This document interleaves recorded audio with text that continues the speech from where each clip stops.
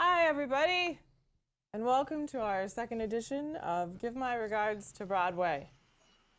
If you don't know, I'm Colleen. I think you do. This is my husband, Rob. He's a professional theatrical lighting designer, and he doesn't want to be here. I'm happy to be here. Don't do that. He keeps being like, are you sure you don't want someone else? Ted is joining us again. If you remember from last time, Ted has a directing background. Hey, friends. And joining us this week is the Ron family. Hi, this is my wife Laurel, and this is little Andy.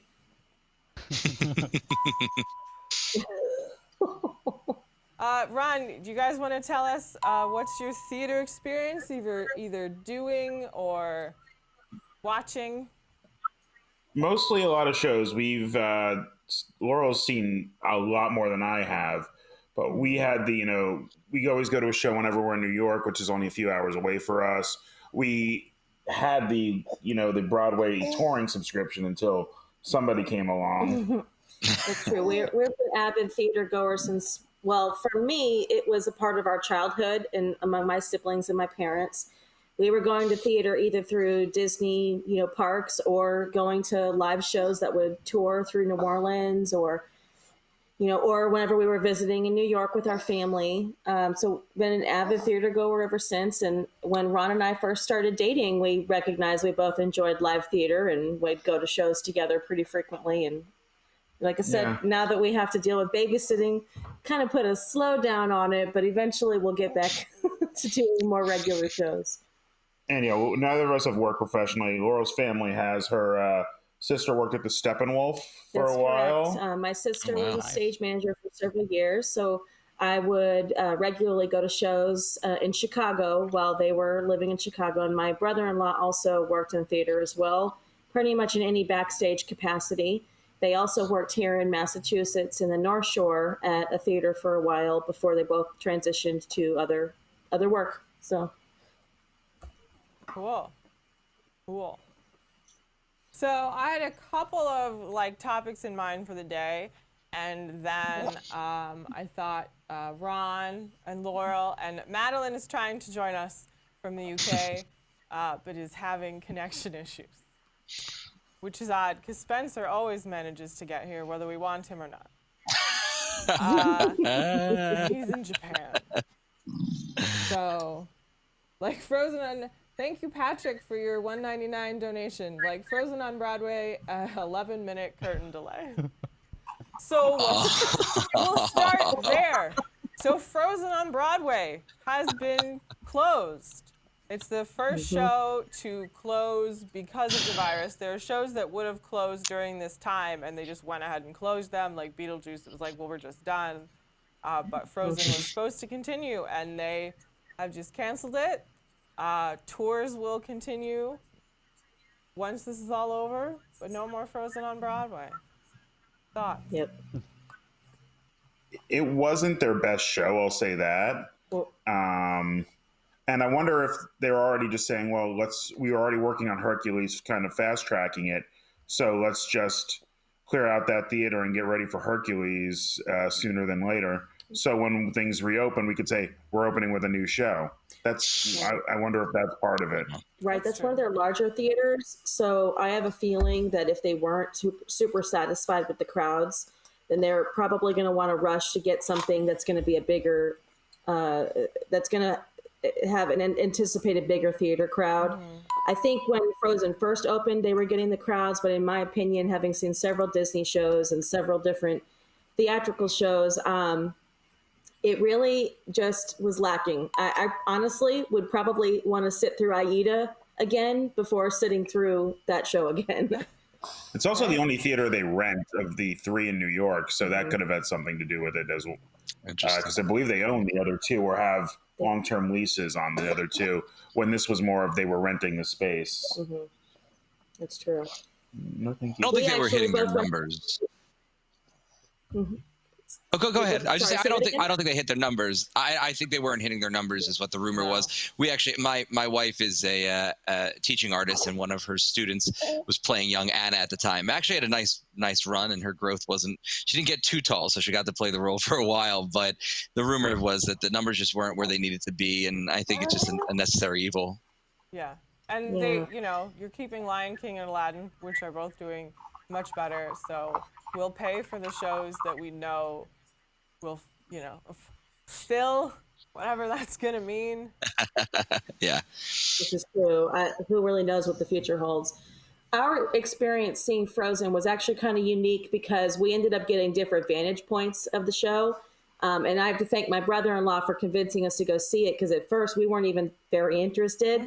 But he, having had the theater background, knew about the different techniques and unique things that they had incorporated in the show that we thought might be interesting to see, since we hadn't seen some of these things before. And don't get me wrong, some of the interesting technical advancements were definitely interesting, but I don't know if I would say they added to the story experience or even the experience of having the live individuals in the theater with us. They were merely just set type based theatrical elements. And again, love that. And I love to see the advancement, but I wouldn't say it added to the entire experience in a way that would, like I said, keep the crowds coming. But I actually was on the front, literally, I think the second or third row. So my experience was very different than everybody else in the balcony in different areas. Yeah. I had an issue where every time they would run, they did a lot of running back and forth. It's very clear that their backstage area was limited in space. So in order to get people from one side to the other, they would do this fake run across the stage.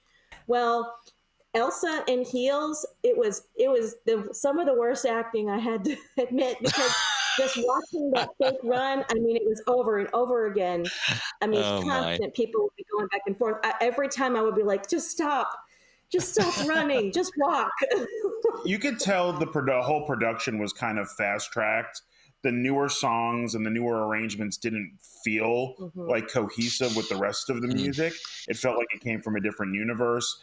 Some of the effects, you could tell, okay, this is the best we could do. Let's just run with it. Yeah, I personally thought that DCA was actually better in terms of the choices that they made for story and the choices that they made for sets. And technically, I think that's a bigger stage, so they had a little bit more flexibility. But I mean, ultimately, we ultimately had a better time going to see Frozen in Disney California Adventure than you've Broadway. seen every iteration of it on stage. You've seen the sing along at Disney World. You've seen California Adventure, and you've seen Cruise Line as well as the Broadway. So Cruise Line and honestly, the sing along are my favorites. The sing along is great, and it's because you've got real comedians up there, just improv. It's special. It's special. I love my favorite part is when it's time for Let It Go and the guy's like, "This is for you, dads." It's my favorite scene too. Always makes me laugh. It's perfect. The gentleman that plays that role quite often goes by a handle Equity Ben. Yeah. And actually, Ben and I grew up doing theater together, and he was Willy Wonka to my Oompa Loompa. But he's always been hysterical, man, and it was so cool to see him up there. He's great, yeah. Oh yeah. I was amazed. I wasn't gonna attend. I wasn't gonna go to the sing along. I didn't know that he was in it actually. Oh, okay. And it was like no disrespect to him, but I didn't know I was going to go. I was like, it's a sing along. But it was so hot, and we said let's just check it out because we want to do everything there is to do naturally. And I laughed more than I had laughed in a long time at that. It's really a treat. If there's any parents out there that, or adults without kids that are thinking of skipping it, don't. It's worth it. It really is fun. I agree. It's unexpectedly enjoyable. Yeah. Mm-hmm. The way they we went in for the air conditioning and we left, being lifetime lovers of that show. And if they ever get rid of it, I'm going to be sad. Yeah. Well, your tradition is you go get a couple of drinks at Tune In before you go anyway. That's very true. I literally just walk right in, pretend like I've been in line the whole time. There you go. Called you out. I've got to thank, we got a donation in the super chat of $9.99. Thanks, Mom. Yay, Mom. Aren't you in the car? Confused. She's the best. So yeah, I've heard, very mixed reviews about, Frozen on Broadway, and a lot of people have said that the DCA show was better, but, they're still going to do the tour, which I think will probably make more money in many ways, because then you're going everywhere. You don't have to go to New York, and it'll be parents being like, oh yeah, well, it's culture, but you can sing Let It Go. It's a nice family show you can take your kids to. One of the things I'd like to call attention to with this particular show compared to other Disney shows is the merchandise. I rarely buy merchandise for Broadway shows, and I left with 2 items, which I have my cup, because they had a really cute Frozen on Broadway cup with a frozen drink that you could purchase, which was great, like totally great theming for merchandise in your experience. And then my brother-in-law and I both bought the sweatshirt, which is a Hugo sweatshirt. And it explains Hugo on the back of the sweatshirt. So if you've gone to the show, then you get the joke. And we thought that, bless you, we thought that was super adorable, given the content of that show, because it was such a special moment in that show. It was unique. You don't have that experience of that song in any other version.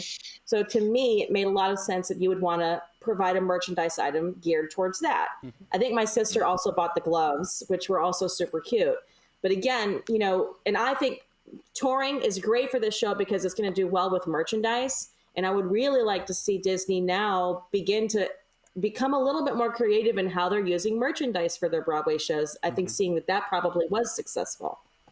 I actually wonder how it will tour, because some of the effects, I don't know how they're going to, like, it's not just lifts or round table things. There's like fold out pieces of the floor will just fold out like a storybook. And that seems like that's going to be hard to set up. But I mean, Disney shows stay in cities more than the normal week or two, so it might be worth it to set it up. But a lot of the traveling shows are there for a week, and they're not going to do that much tech for that. Yeah, but they tech it ahead of time, so they always tech it in a venue, and they figure out and re-engineer the show completely for the tour typically, and they try to honor the spirit, if nothing else, of the original design, even if they have to alter it in order to fit into the 12 box trucks or whatever they're going to take on the tour. And then, they'll, from having loaded in tours myself before, they will make adjustments. Like the stagehands who are part of the tour show will actually walk into your venue, look around for a while, think about their life choices probably, and then they'll say, oh, we're going to only unload, 4 out of our 5 trucks because this is a smaller venue and we don't have the space or we don't have the power or whatever. So they do a lot of flexibility changes kind of in the moment. And tours will bring their own floors. Yeah. Right. Like Phantom, when it goes on tour, they have to bring a floor so you can do the boat. So, lots of tours bring their own floor, they bring their own proscenium and stuff. So if there's stuff that comes out of the floor, depending on what it is, depending on the effect, you've just brought that with you and you just put it over the stage. Yeah, I've just never seen anything like it's the In Summer number. It opens up all those cartoony scenes behind them, open up a storybook from the floor, and I've just never seen any show do something like that. They actually use similar effects in Little Mermaid. Oh, they did? Yeah. That was the first time I saw them use that kind of effect in a stage show, which was kind of nice to see them use it again, because in that particular number in Little Mermaid, which I'm sure we'll get to, it made a lot of sense in why they created the effects on the stage this way. So similarly, with that kind of goofy, fun, ambiance they were creating, they used the same kinds of techniques to create the ambiance for that scene, which, smart on Disney. Yeah. So we'll see. And, I'm really curious to see what other shows end up canceled. What else? It's like, we're just going to cut, we don't think we're not going to be able to fill the house. So how many people can we get in, and is it worth it? Yeah, I've seen some speculation that it's going to be shows like Phantom, Book of Mormon, Wicked. Those kind of things are going to survive, like Lion King and Aladdin. But the anything that was can fill a house. Right, anything that was never going to leave for 10 years anyway. Yeah. Right. I'm obsessed still with the comment of the techies go in and they look and reassess their life choices. That was such an insider baseball joke though. And it's like, but I was just curious. You had said that you were hoping that they would sort of grow their Broadway merchandise, Disney. Is there anything you have in mind, like where they might have missed the boat? Because I know that I couldn't get a butterbeer at Wizarding at Cursed Child, and I was kind of like, wow, that's so odd. And I didn't know if it had anything to do with the rights that Universal has versus the rights for the. I don't know. Is there anything in mind that you thought that they could have done merchandise-wise better on a Broadway show? Most of the time when you go to a Broadway show, there's the quintessential keychain, T-shirt, and maybe the photo book. Right. What I enjoyed about the merchandise from Frozen was how it really complemented the experience because by the way, we went at the end of the show and we stayed late at the theater, keeping them open, exploring their merchandise, because their merchandise reminded us so much of the fun experience we had just enjoyed, the special moments that we experienced that we'd never seen before. There was a unique style of plush that they had for all the characters here.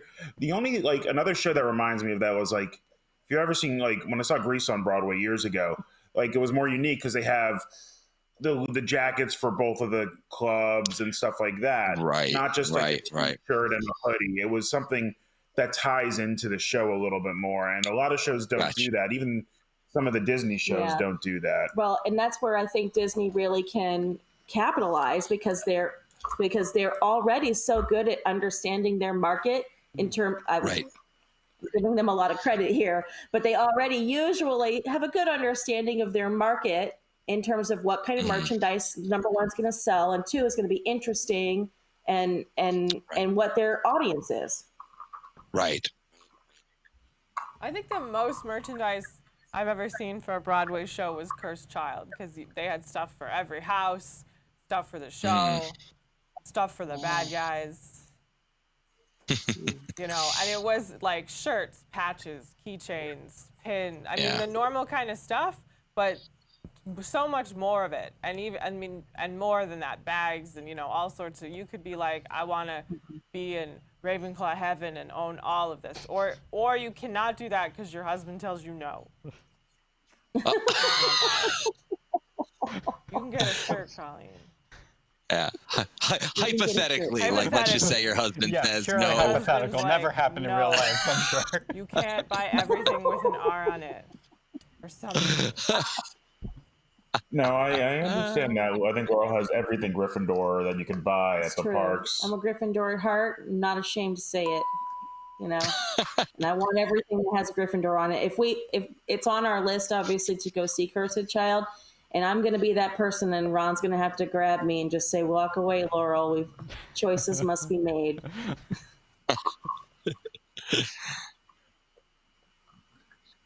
So who needs a college fund? Right. Yeah, overrated. So go to Hogwarts. It'll be fine. It'll be really ready. Exactly. So we talked about last time, the Disney shows that we had seen. And I realized I haven't actually seen or done that many Disney shows. I've seen Beauty and the Beast twice on its tour before Broadway and its tour after Broadway. And I stage managed The Little Mermaid Jr.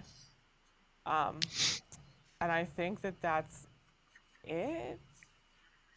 I've seen the Newsies, they recorded Newsies, and you can watch it on, is it on Disney Plus now? Yep. Yeah, on Disney Plus you can watch Newsies, which is great. You should go do that if you haven't. But that's pretty much it, Disney-wise. I've never seen Lion King or anything like that. What had you seen or worked on? You've done Newsies. We don't need to rehash it, but Rob does shows.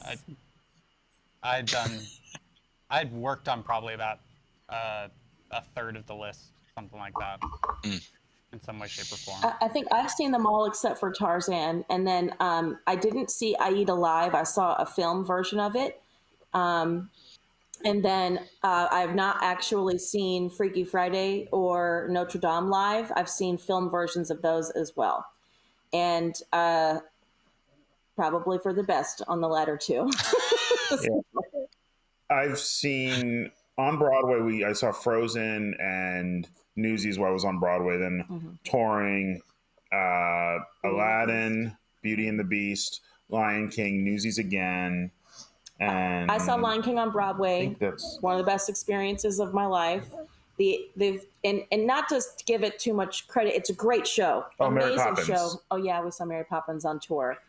But a lot of technical problems there. Yeah, the energy, and when you go see Lion King on Broadway, I think is a unique experience. We King as well, and being on Broadway's energy with the crowd. There's this energy with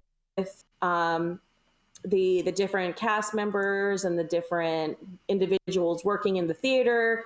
There's just so much that just adds to your experience on a Broadway experience as opposed to a tour. Yeah, you're not sacrificing that one truck you can't load in. Right. I watched the Lion King at the Tonys, the year that it was at the Tonys, and I remember watching it live and just being mesmerized from jump, and then saying to myself, if those animals walk down the aisle, like, forget it. Like, I'm going to lose it. Like, they're not coming down the aisle. There's no way. And then I, like, see them pan, and they come down the aisle, and I, like, bawling, you know, like, just like, you can't, it's overwhelming. I mean, Circle of Life as a song itself is overwhelming, and then the film, but how they translate that to the stage is just, I think what I really love about Lion King on Broadway is that it sort of is its own artistic theatrical piece, and it's elevated in a way that you know, good theater should be, and then it still has its kind of tangible, comfortable Disney nature, and it really kind of hit really well, you know, for those two sides. I really appreciate how they handle that, and I understand not everything could be that way, which might be a little bit of what happened with Frozen to a degree for those who, you know, didn't really care for it. But I am with you. I saw Aladdin in what was it, the Hyperion over there on the West Coast, and it was spectacular, and I actually think it was superior to that of what I've seen on Broadway in Aladdin, to be quite honest with you. I actually was going to bring that up if we could whenever we get to Aladdin, but I agree that DCA definitely had a little bit of an edge over the tour of Aladdin that we saw. And first of all, I loved the tour. My favorite thing about Aladdin on Broadway, well, I mean, at least the tour, was the sets. I thought they were so smart in the way that they used the set pieces to whip around the stage comfortably, seamlessly, to then create like the one jump ahead scene. I was like mind blown. But in terms of story and in terms of the experience of the flow of the show, I thought DCA just did a more concise process and how they put the show together. Again, it's shorter, so, you know, and I thought that the additions that were made to the Broadway just were a little flat. They didn't really have the resonance that I experienced at DCA. I agree. I felt like the tone of it was lost a little bit in the Broadway or tour version, where I felt like it was very much found. And I thought to myself, okay, well, maybe that's just because it's the sort of Robin Williams-esque genie with the ad libs and the topical nature. But I have to admit, I'm a fan of the new film as well. I thought that was really well done, and really took a whole different approach with it, and I appreciate it. So I think it can be done. You know, Rob, with experience in designing and all that, when you look at a show like Aladdin or whatever, something, if that was like handed to you, would your nature be like, how do I encapsulate the film, or how do I just sort of break through and do something new? How would you go about that as a designer, out of curiosity? I mean, from a personal point of view, I don't like to look at what came before. So if I'm doing a show that's been done before, like a Newsies or, you know, even a play, I hardly ever will look at production photos or videos or anything from the previous thing. I want to try to take what's on the page and what I know about the story and try to do it in a new and interesting way. So that's my own personal thing. I don't like to replicate stuff, but I know that, for instance, like Disney Theatrical is really interested in that viewer experience, right? And that the whether it's nostalgia for the adults or it's oh, look, my favorite character's up there on stage and in front of me for the kids. Right. Like, you do have to, if nothing else, do a nod heavily towards the movie or what came before, I think. It's something that's evocative, if nothing else, about it. And like you said, I think that's one of the things that Lion King's very successful at doing, is it's very successful at doing the show in a kind of a new way that's not a like, hey, we're putting Simba replicated on stage like he looks in the movie. But instead, hey, we're going to do a representation of it that's still very evocative of the film and of the characters that you know and love, while still they had huge, heavy influences from, you know, traditional African culture and headwear and their clothing styles and their patterns and all that kind of stuff, which I thought was very successful for that show in particular. I just remember a costume designer saying to me once, she was like, Belle has to wear a yellow dress. She was like, it doesn't really matter what, like, how you want to design the show, but Belle has to be in a yellow dress or people won't accept it. So I think with Disney, there's especially this balance between, like, well, I want to try something new, but Belle's got to end up in a yellow dress. I think you're, yeah, I think it is a fine line. I think with Disney specifically, because it's so iconic. I mean, which is interesting in some of the new, you know, Mickey Mouse shorts that I'm seeing. I'm like, wow, they're veering away, you know, a little quicker than I would assume with the traditional Mickey, which I understand sort of suits a modern day audience and an attitude. And there's a pace that is very 2020 now, which, you know, I can appreciate. I personally still love classic Mickey, but I can appreciate the new, and I could see where they're starting also, just like with the recent Halloween news, they're using the new branded Mickey a little bit, and it's like, oh, they're transitioning. But for me, when I direct, I mean, I did Peter and the Starcatcher, and that I felt the same way. Now I saw it, and typically I either do a show that I have never seen before, and I'm like, okay, it's fresh, or something that I saw and I hated, and I'm like, oh, I can fix that. I went to go see Catch Me If You Can on Broadway, and I watched the whole thing, and I went to a bar afterwards, and I said, I'm going to produce that show next year. And my friend said, oh, really? Did you, you know, you liked it that much? I said, no, I didn't. No, I thought, I think the music's great, and I thought the cast was great, and I think the direction, I mean, I think what they did was great. I just, being such a fan of the book and a fan of the movie, I felt like there were certain things that you just weren't able to get. So we sort of took it in a different direction. We actually did a live filming of the production while it was happening, and then treated the audience as if they were a live studio audience. So they were actually in the world, and whenever we were in Frank Jr.'s world, it was black and white. Or I'm sorry, it was in color. But when we were in Hanratty's world, it went black and white. Kind of low-hanging fruit, but still, you know, evocative in its own way. With Peter and the Starcatcher, man, I think that was a mistake. I thought it was so good. And I don't know what possessed me to want to direct it. But I was like, oh, no, we need to do this. It fit in the theater that we were working in. It was intimate. But to veer away from that original production became difficult because they kind of nailed it. They did it right, you know. And it's like, for me, that was the version of the yellow dress, you know. I'm like, oh gosh, you know. But I did, and what was interesting is half the cast had done the production before at other theaters, the other half hadn't, and it was very hard for the cast that had done it before to veer away from sort of, well, but this is what's done, or usually this. One thing that we did that I think did work is we actually took select audience members on the right wing and the left wing. We took 20 members on each side, and we put them on platforms that actually moved. So when they were on the ship, we actually made them move and creak with the ship, and then kind of did some fun stuff. That was cool. Like that worked. It made it immersive. It made it exciting. But then there was just sort of like a level of, I guess, the recycled goods that they used on Broadway. They did the whole set in recycled goods, and it was just amazing. But if you don't have years to sort of build that up, or the team to build that up, or whatever it may be, it's a stretch. And I don't think we ever really kind of got that same feeling. I never felt like we were, like, Neverland is so magical and has a mystique about it in general, but also in Peter and the Starcatcher.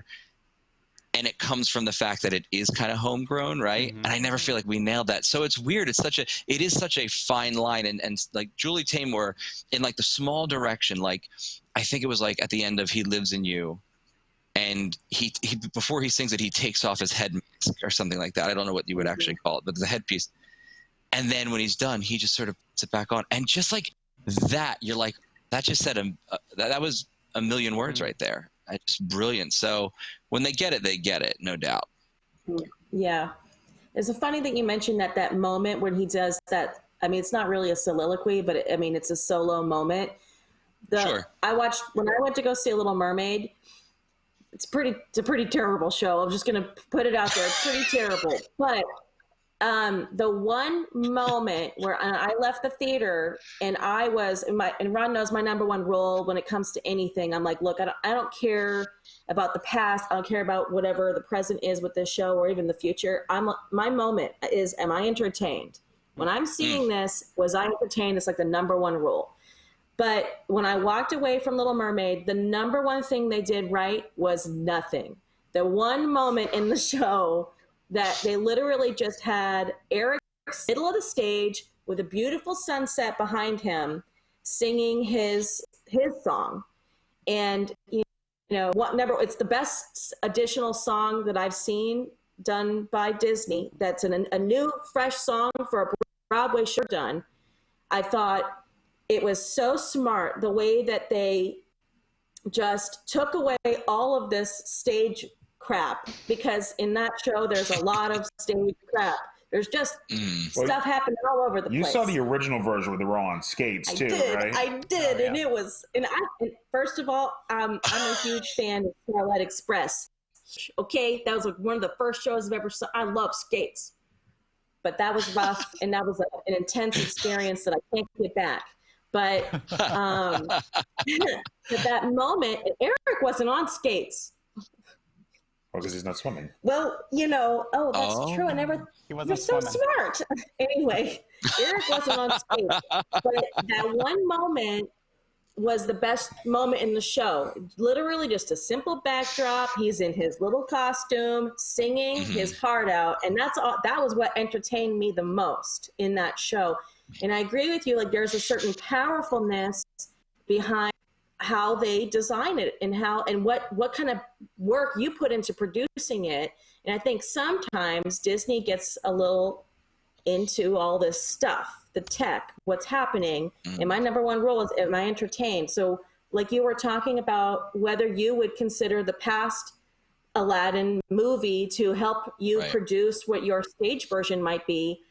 I agree with you. I would prefer to not really consider as much of whatever has come before. And I don't want to say clean slate, but I'm always thinking about what's going to be fresh, what's going to be interesting, what's going to be new, but what is going to entertain the audience.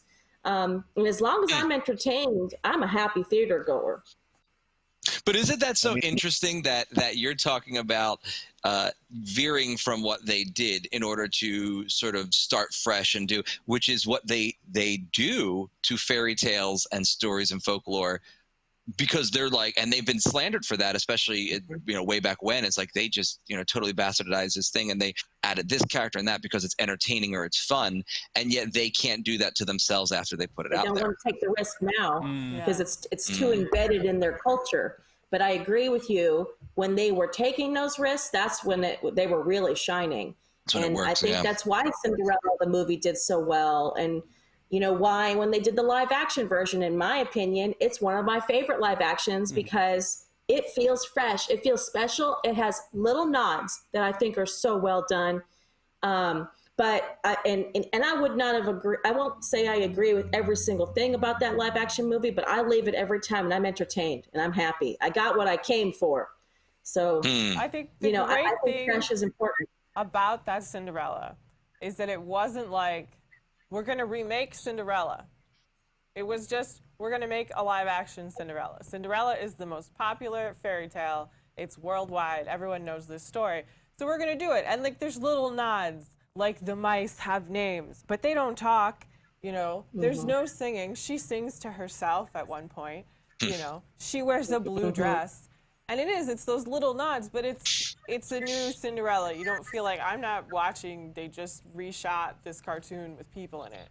And then I think you get to like Beauty and the Beast, and it was like, we're just going to remake Beauty and the Beast. She's going to wear a yellow dress, and there's going to be talking objects, you know, which is not in the original fairy tale or anything. And it was just kind of like, but I could just watch the cartoon.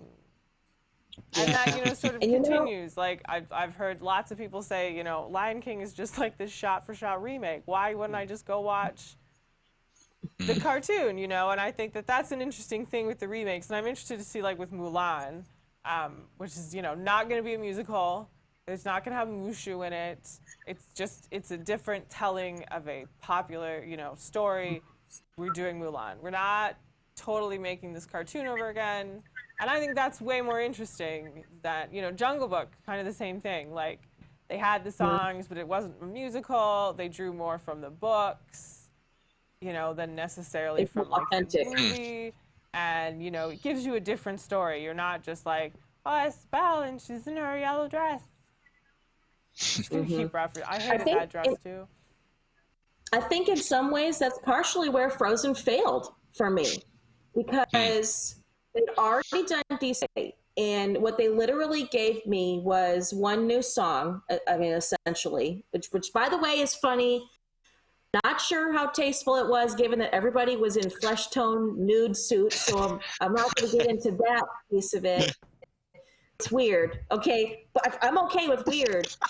But if that was the one thing that you added to this show that's not acceptable for me. I'm sorry, I need more. But that's what I think where Frozen failed, leaned too heavily on their original content. And like Ron said, it felt really rushed, like it had just been thrown right in there. Like they were like, oh, we already have a show. Let's just put it in here and nobody will know the difference. And I think that's part of the problem, is that Disney underestimates their audience. I think their long-term fans, which they should anticipate to be their long-term market share, we expect creative thinking. But if they only are going after new short-term market share, people who've never heard of Frozen, which frankly would have been a concept to begin with, then yeah, let's just throw in something that no one will notice is exactly the same thing we already put in. Wow. That's a lot to chew on. I mean, you know, what's funny, you mentioned about the is it entertaining or is it not?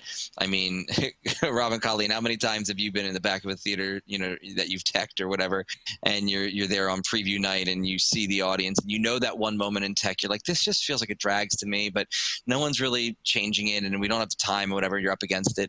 And then you're watching, and that, sure enough, is the time that everyone's cell phone starts to kind of peek out quickly and they sort of see what time it is. They check that text. And you go, oh man, I do a lot of this too, like the wiggle, the wiggle, leaning back, and you hear all the creaking and the coughs. It's miserable. you know, back in the day too, that was also when they allowed it, the light the cigarette moment too. You know, it's like everybody, you know, and it's just as a director, I loved to sit in the back of the house during like a preview, because that was my read. You know, to me, I already knew where it was going. I already got where it was going. Our journey sort of without the audience is over. Now we put it in the audience's hands and sort of allow their read to dictate what turns we take, especially when it's an original piece that you can tamper with a little bit more. That's a lot of fun, because you literally start trimming fat and you know, pacing and all that. But you are right. It comes down, and Walt would do that in the Sweatbox sessions. I mean, they'd sit there and they'd watch the same clip over and over, and they'd go, this little thing isn't working. I mean, wasn't it Seven Dwarves where they animated, they redid like 50% of the film, like after a screening or something like that, like something drastic where it was just like, this isn't holding up or it's not to quality.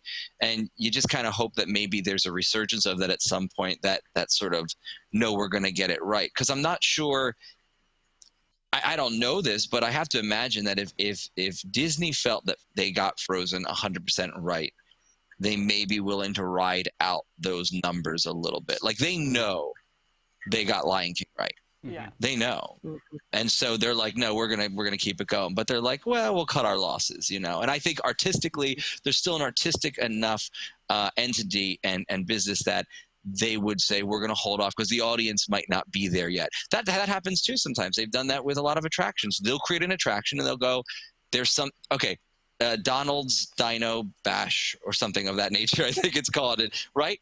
They keep tampering because they know there's something here, and they're not going to let it go yet. They're going to keep retooling it and rephasing it, and for better or worse, but they have faith in it, you know. And I think that shows a lot. I like to see that. I like to see them continue to throw things up at the wall and see what sticks, you know, during that process. Which is, correct me if I'm wrong, were the roller skates?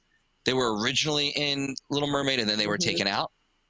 Wow. Yeah, that's what I heard, although I never technically watched a newer version of the show. I also heard that they of the songs around that were the Ursula-driven songs. In fact, I actually need to go back and look at my playbill. I have all my play downstairs. And I need to check and see exactly who I saw who played Ursula, because they took a couple of characters out. And I know that there's a lot of history as to the woman who played Ursula, because she also staged, I can't remember her name now, I'm terrible with names, but she also staged Freaky Friday as the man was in the movie. Oh, okay. Right. So there's some history that I need to go and double check to see my playbill to see who I saw. But they did retool a few things, and then and I don't think they did like a huge shutdown. You know, I think they literally just a few days later were like, okay, we'll implement these changes, and it's, you know, that's it. Yeah. Sunday matinee, take off your skates, do the show. Well, I mean, to be fair, I mean, that was all theater, so it wasn't like they needed time-wise to speed the show up to get people across quickly. You know, it was just clear it was just a gimmick, and it didn't work, you know. Interesting. I mean, actually, this one just occurred to me is Frozen on Broadway felt very bloated. Like the scenes were just dragging or too long. Trying to add the stuff didn't work. And some of the stuff they added actually tied more into Frozen 2. So I wonder, maybe pull this back, rework it, and incorporate stories. Oh, like Act 1, Act 2. Yeah, tighten them together so it doesn't feel bloated, and you can incorporate the new people know as opposed to stuff people don't know. That's it. That actually was mentioned. That Act 1, Act 2 was mentioned the last time we did Give My Regards to Broadway. So interesting. Yeah. We're on to something, folks. I'm telling you, we should just produce our own show. What Ted had said about a moment lagging. I did a show at Shakespeare Theater in DC. I don't remember which show it was. A brothers in exile in the woods, and there's daughters. They blur together. My parents came to see it because they'll always come see the shows that I work on. And my dad was like, I was the youngest person here. He wasn't. I was also in that audience. Were you in that same audience? So, but you know, he was like, and what that would have been like, I don't know, 5 years ago. He was like 55, and he's like, I'm the youngest person here. But he said he fell asleep. Because there was a lot of like sitting around and talking, and the set was like curtains and stuff. And I read like 25 novels during the run of that show. Light tech on that one, was it? Yeah, we moved some curtains sometimes and like baskets and stuff for them to sit on. It was not a lot. And so it was just kind of like, it just kind of dragged. With Shakespeare, you know, they can do that. It's very wordy and it can just kind of drag and people get bored and my dad's asleep. And he's like, other people were asleep. Don't get mad at me. Like half the audience was probably after their bedtime at 5 o'clock. But That's fair. I'm gonna Madeline has jumped back in. Let's see if we can hear her and she can hear us. Madeline, wave at me if you can hear me.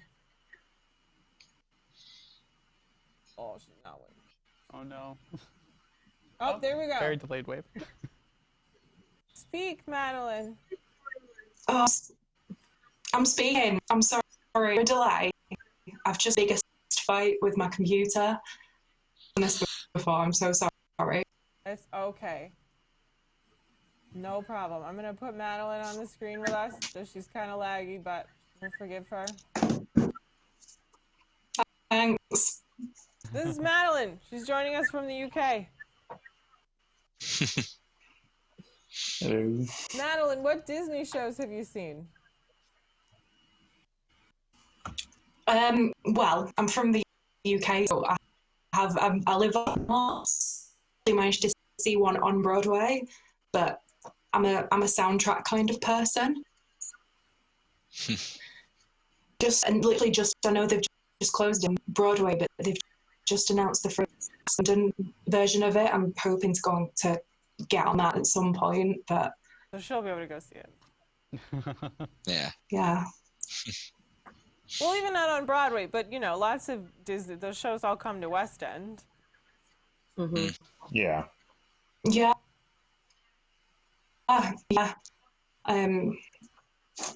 Yeah. Madeline comes on the show, and we all now all of a sudden sound like a bunch of hayseeds. It's like Yoko Local. I love the West End Theater does some really. You talk about evocative work, though. I mean, they do some stuff that really, really will shake you down. That's really worth it. So everybody talks about Broadway, but if anybody out there gets a chance to go to the West End and see some theater, you're in for something special. And right now, the National Theater is actually on their YouTube. They're doing a free show every week. And they just air it. So it is totally worth checking out. They've done some really cool stuff that I've caught that I would not have been able to just being over here in the States. So it's a cool opportunity now. My sister saw some weird vampire musical on West End. What'd you say, Laurel? My brother-in-law saw Lord of the Rings in the West End. Oh. For that short run. We saw Much Ado About Nothing with David Tennant and Catherine Tate.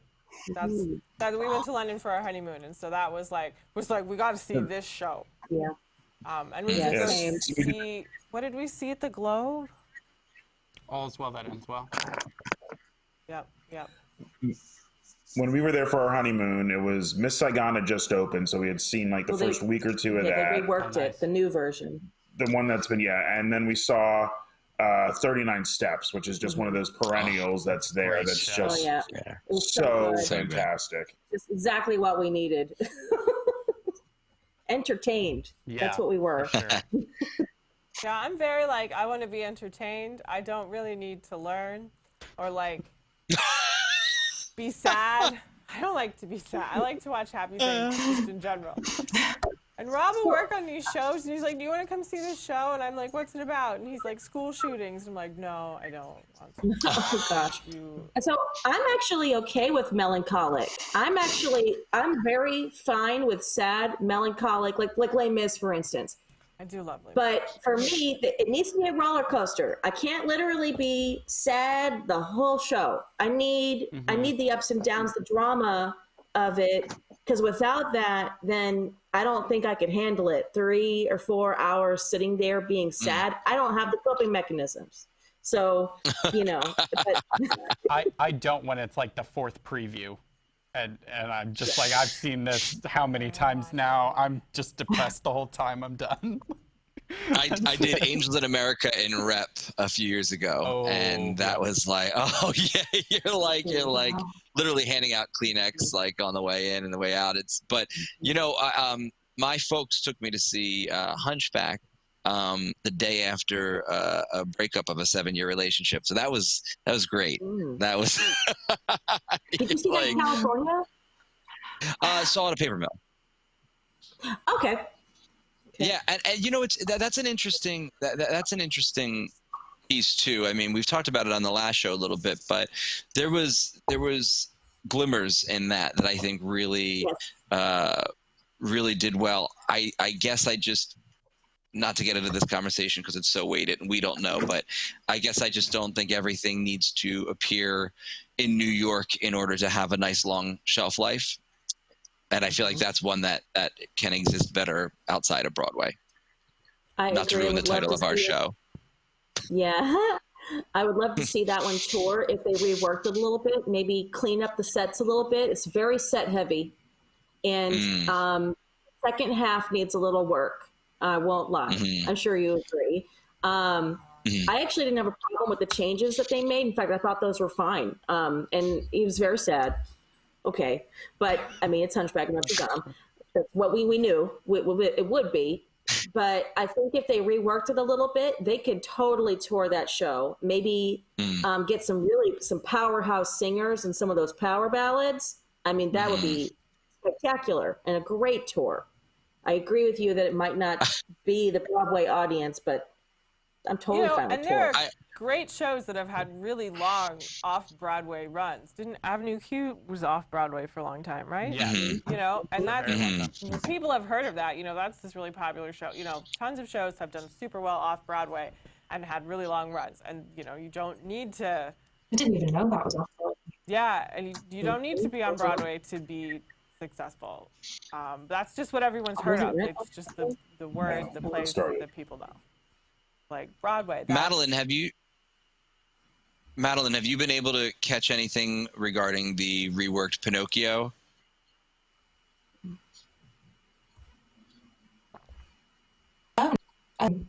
No, I can't say I've heard of that, actually. Am I really out of it? I mean, I assume everything is closed there as well, so. Yeah, everything's closed. I mean, which I know hasn't really taken off over there, is actually debuted in Manchester, which is where I'm from. That was unfortunately ended into Broadway in a bit. That's listening to it, Pinocchio. I've not heard of. Why? Yeah, the only thing I've been following that was West End related was Prince of Egypt opened at the beginning of the year and had to shut down pretty quickly because of COVID, and that's the one I've been following a lot because that particular cast has been posting a ton of stuff on YouTube, and I, for one, being a huge fan of that movie, wanted to see the songs and any of the numbers I could possibly find, just so I could get a little glimpse of it. And what I'm seeing, I'm excited about. So I would hope maybe if they can reopen in the West End that it might eventually tour in America. You did the original Prince of Egypt, didn't you? Yeah, so I think I was involved with it's either the first or the second ever version of that show. And we did, yeah, so we did it out at Tuacahn Amphitheater in Utah. Right, I saw that when I looked at the history. Okay. Yeah, so, so I mean, all of the creatives were out there. So the writers, music, everybody came out, and we're making some active changes here and there while we were teching the show and while we did previews. So yeah, I mean, I'm excited to see where that goes as well. But it felt like a really good show when we had it. You know, we could see the differences. A lot of us were like, oh, we've seen the movie before. Oh, these are the changes they made. This is interesting. But it allowed a lot of room for us to play artistically, which was fun. And it fit really well in that particular venue too, because it's in the middle of a canyon in Utah. So it has all of the like nature elements you would want out of a desert anyways. And out of that, I love that. Scenery wise, like it was great. Yeah, it was pretty awesome. So yeah, I hope that one gains some more traction. At least personally, it was fun to be a part of that. So we've talked Isn't Disney? No, go ahead, Ron. I think I read this in the Frozen articles about Frozen closing. Is they're reworking Beauty and the Beast to be about to follow the new movie more. And I thought I read that was going to premiere in the West End next year and then come to the U.S. Mistakes were made. I want that. I like that head shake. Beauty and the Beast was a beautiful musical. They had beautiful song additions. I saw pictures recently and I was like, oh, those costumes are gaudy. But I don't want you to do anything to me. They've already done it on had the a nice cruise version.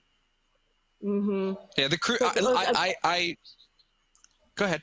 No, go ahead. I was just gonna say, I love Beauty and the Beast like everybody else, but I'm tired of it.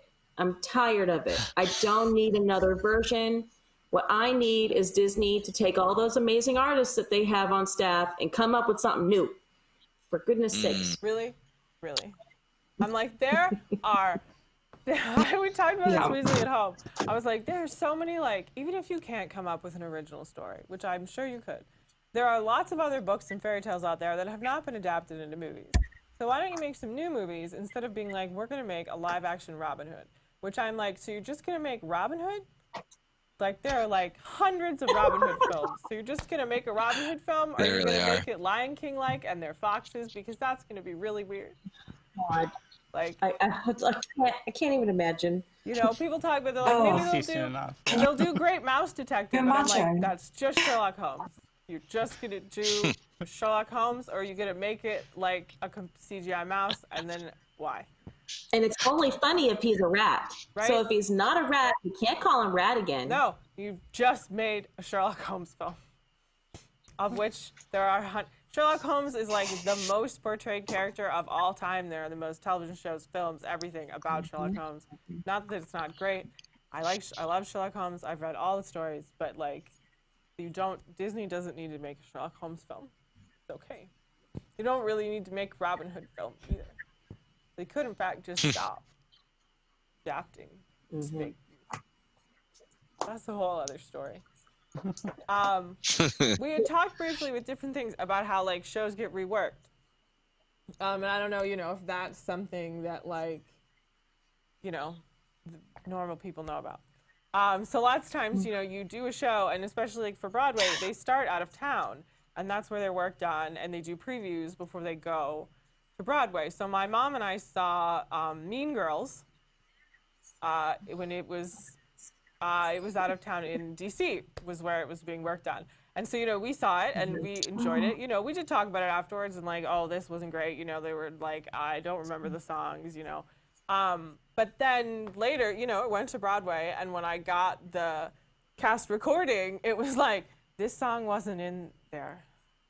There's this one specific song that I was like, that's not what they sang, because it was like a duet, and now it's just her singing.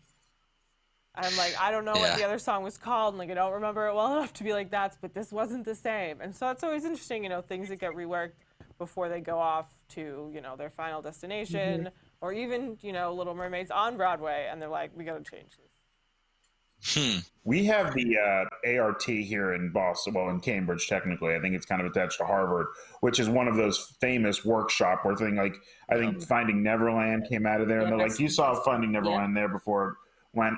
Didn't Waitress come out of there? And we went to go see what's the Atlanta, Jagged Little Pill. We saw Jagged Little Pill like a few weeks into its run, and like, this is going to take some work before it hits Broadway. They had a great concept, but it was... Diablo Cody wrote the book for it, and she was trying to give everybody all these problems to show that no matter where you are in life. And it was just like, okay, no. You need to pull it back a little too much conflict here, and here, because you're losing the overall arc by giving everybody too many stories to deal with. The Jagged Little Pill, it did go to Broadway. I don't know if I think it was on Broadway right now. Yeah, that's what I thought. So I'm going to guess good reviews too. It's getting good reviews. Yeah. We saw it right at the beginning, like within the first few weeks of it coming to Boston. So what we saw was a really rough version. And I am very certain that they made a lot of changes because we were not you and I didn't do any market research with them. But they brought in subsets of the audience to come in and give them some critique, which is not normal. They don't do that very often. So I think they knew they were having some issues really early on with the teching for that show. Actually, the teching wasn't the problem. It was the writing. The writing was the problem. Yeah, that they needed to really rework it. Honestly, on both acts, there was lots of problems. But I'm assuming they did. When I went to go see Finding Neverland, pretty much the version I saw was what went to Broadway, and what we saw was excellent. I think they made some minor changes with the kids and their dialogue, and some minor changes in Act 1, but it was pretty good. So another thing I thought we could discuss, Hamilton is coming to Disney Plus on July 3rd. Over a year early, Disney bought the rights to show Hamilton for like $73 million. Oh my God. And it was going to be released the plan was in theaters. Theatrical release. Yes. It was going to be released in theaters next year. So now it's coming out in July on Disney Plus, which costs like $8 a month. Right. I mean, even though like movie theaters tickets, the studio gets about half on average. Like making like $150 million box office would not have been like, that would have been an easy thing for it to do. I don't know how they're going to make the money on Disney Plus. That is that's like 11 million new subscribers. That's really, really pushing it, considering they've really saturated the market quickly. Yeah. Begin with. Yeah, I was surprised when it was, you know, it's going to come out, because it's like, you're not going to make the money that you would have made with a theatrical release. They could still do a theatrical release someday. You know, if someone who had no interest in Disney Plus, but is like, oh, I want to see Hamilton, they could do a free trial and just watch it. I'm really excited because, you know, I never got to see Hamilton on Broadway, and I would really like to see it. So I'm like, I get to watch it now, which is great. I can sing along. No one will yell at me. It'll be fine. But, you know, that was very surprising that it was like, oh, it's just going to come out on Disney Plus this summer. But Disney Plus is like all Disney has at this point to make them money. So, yeah, I'm sure the hope is we're going to get a lot more subscribers. Yeah, I mean, that's really interesting. I'm trying, my wheels are spinning and wondering, was there perhaps something that, are they going to be releasing the, you know, regional rights to the production while it's still running on Broadway, which has been done before? So I know that, you know, working previously in the Northeast, we were too close to New York to ever get theatrical releases.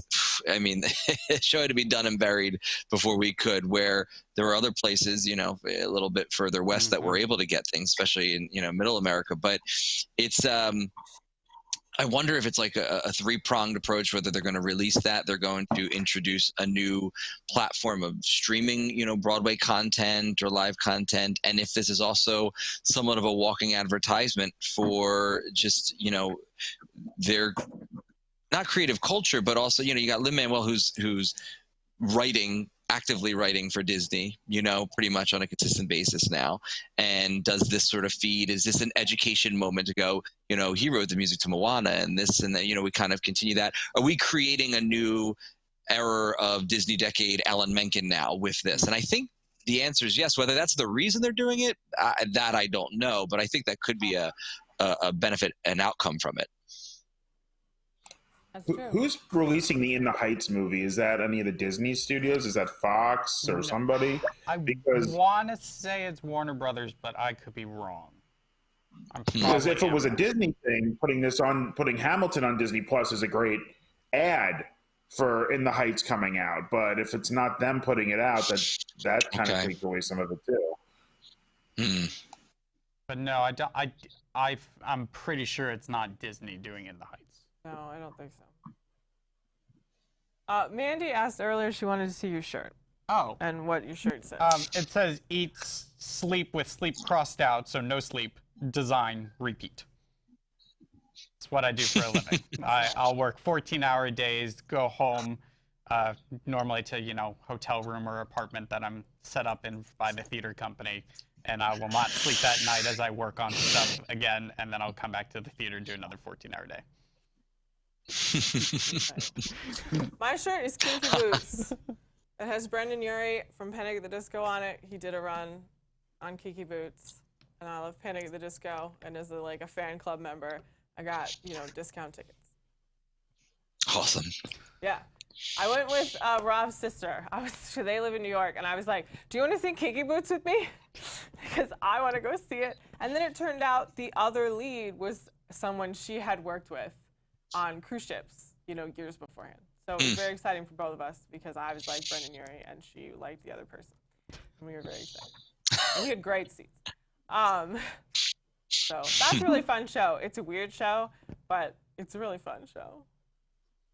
Very entertaining. You know, it's kind of strange, but fine. That was one where they, like, I caught like a glimpse of the movie one time. Then when they announced they were turning that into a musical, I was like, wait, how? In what universe is it a musical? And then, you know, they blow you out of the water, and it's like, oh, you know what? There's something to that, you know? Yeah. And I've never seen the movie. I just, you know, we went and saw the musical. Sometimes, you know, that happens. They will, like Catch Me If You Can. like, we're gonna make a musical, and you're like, you are? Why? Oh. I know I mentioned last time, like, Dirty Rotten Scoundrels is one of my favorite musicals, which I had never seen the movie until after I saw the musical. And it is, you'd watch the movie and kind of be like, you're gonna make this a musical? But I love it. It was a great musical. So, you know, you never Are there know. Are there any Disney movies? I know we talked about doing something new, and I completely am for that.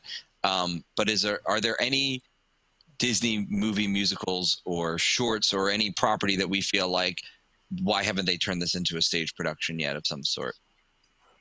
Something that you think would do well. I'm excited about, like, Hercules. Like, I would really love to see that. I love Hercules. The music in Hercules is great. Mm-hmm. So, like, that's the thing that, you know, I hope succeeds and moves forward. I think you could turn Moana into a musical. Oh, yeah. Shows with boats happen. Like, she's on a boat. I mean, it's... How? They do. I mean, what is... I mean, yeah, because I worked on a show last summer where they did But not mean to bits of it. And yeah, I mean, we had an automated boat that could drive, and it was complicated, but it's possible. But yeah, it could be really interesting. What else? What did you say, Madeline? How would you get Takar on stage? Or Tamatoa? Think about I don't mind a musical because it is my favorite. I'd say Tamatoa, a puppet of some sort. Like, I'm thinking the turtles from, like, Finding Nemo the musical. Like, yeah, that's the crab. And Tekka and Tafiti, you could do, you know, more a set piece sort of thing. You know, something would rise up. You could also do something. I mean, there are, like any theater piece, there's so many options. But you know, I've seen Ursula and Little Mermaid done with, you know, the woman playing Ursula just kind of lifted up and elongated tentacles as the, like, big growth monster bit at the end.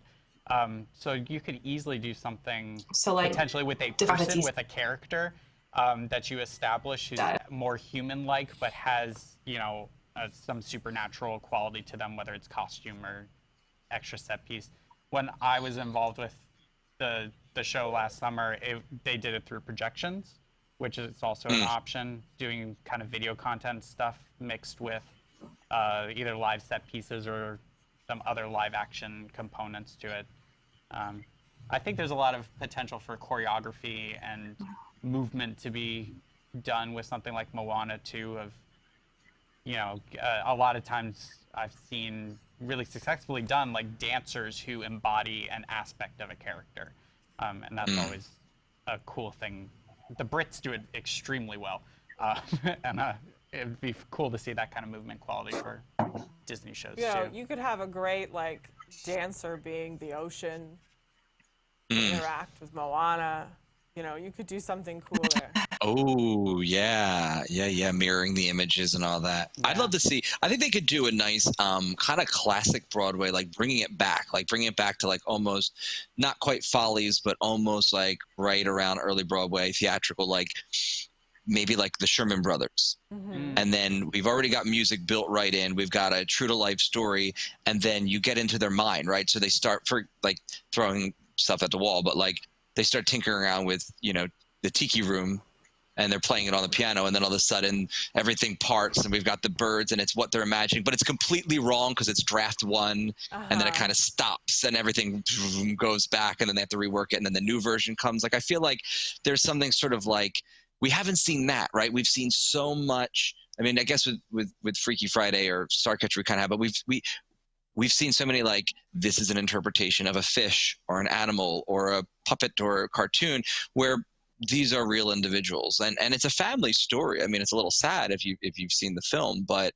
I would love to see something like that, kind of old school Broadway, where we kind of go back to the old tricks, not the new. You know what I mean? Like, give me some like, Yeah, you know what I mean? Like just something like that. Like I remember seeing something on the Ziegfeld Follies where there was like literally like a 24-foot like staircase. Like literally it was like insane, and it just kept going up, up, up. And it's like gosh, I'd love to see something like that again, because I feel like it would be bringing us back. So it's like magical again, right? Where it like went out of style. Now it's back. But I would go like that route instead of finding like what's the fairy tale they haven't done yet, you know? I would like to thank Francis, who gave us $1.99 and says that show budgets are going to change after this and be real cheap. I think they probably won't. No one's going to mount a new musical like for a while. I think they certainly won't be doing tech-heavy musicals. They might go and consider something like Newsies, which is very dance, very actor-related. Company will come back. Are we muted? No. That's simple. Yeah. But as far as Disney, I think just because it's underutilized, and I mean they have it on the cruise ship, but I really think that Tangled is not used enough. And I think it lends itself to any production. I don't know. It's not the song. It's got great songs, but it's not heavy. So that might be a bit of an issue. Right. Because when you add these, even bringing the people who wrote the originals in, getting them back into that same mind frame, it doesn't always fit. The music, you can feel the lines. What about something like Coco? Where the music's a little more simple, but they can elevate it. There's an opportunity for growth here, and it had very wide mass appeal, and I can't imagine it would be a super expensive show to produce, considering the content. I think it they could probably use a lot of the same things that they already have. It's just kind of root into that kind of show. Something like that might do really well. I think there's, I mean, other than what they can do, I mean, just what they could do culturally and sort of breaking the ground on a little bit more diversity in that direction, I feel like that would, there's a calling for that. I mean, if you kind of look what Lin-Manuel's been doing within the Heights and with Hamilton in of itself, I mean, I think Broadway is begging for that. I think Coco is probably one of the best choices. And that for some reason that never came to mind, but I think now is Coco isn't Pixar, correct? It is Pixar. Is it? It's their first. Is that the first Pixar? Yeah, I was going to say, would that be the first? Oh, well, it's time. Let's do it. They've done stuff on the cruise line. They did like a Toy Story the musical, which bombed. Like, it was one of the early shit, and it was reviled, from my understanding. I watched the video. It's a little rough. Yeah. Thinking about Tangled, they have had 3 seasons of a television show for Tangled, in which the same people wrote the music. The opening song, I've Got the Wind in My Hair. You could add that into the musical. Some songs are really specific to like the weird moment of like they're trapped on some desert island.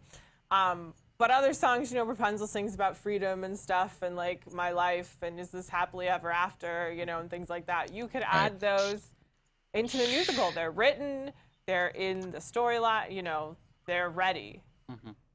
And you could add those in, and they're, in the same style. Wow. Maybe, that would work. I mean, because, they have it Tangled on the ship, and it really seems like it's a test to go to Broadway. They hired, like, Broadway designers to do it. So I would think that maybe someday, not soon. And there's been substantial rumors for years, and from fairly good places, about Tangled taking over the Theater of the Stars in Hollywood studios and replacing Beauty and the Beast, which is as old as the original movie now, and it hasn't really been reworked much, and it feels dated, those costumes and everything works, and either they need to refresh that or do something with it, because it's still, I mean, it's a good show, but literally everybody's seen it. That's true. And it's not unique enough to see again. It's a tricky venue. Isn't that show considered one of the longest running stage shows of all time? I think that might be correct. Yeah. Yeah, it's up there. Yeah. Hoop-de-Doo Review. Hoop-de-Doo, yeah. Is the longest. The longest running stage show. Also because it runs every day, twice a day. Well, here's an idea. Yeah, What about if you stage a theatrical drama, something that isn't so reliant on musical numbers as opposed to maybe, on source, based music. What about something like that? I mean, do you think Disney would take the risk? Would they do something that could be a fun, maybe not completely fun, but a drama or dramedy, which is kind of their thing? Do we think something might work with that? Any ideas? I mean, as interesting and cool as that would be, plays don't run as long. Like, non-musicals don't run as long on Broadway. They run long enough to be nominated for Tonys.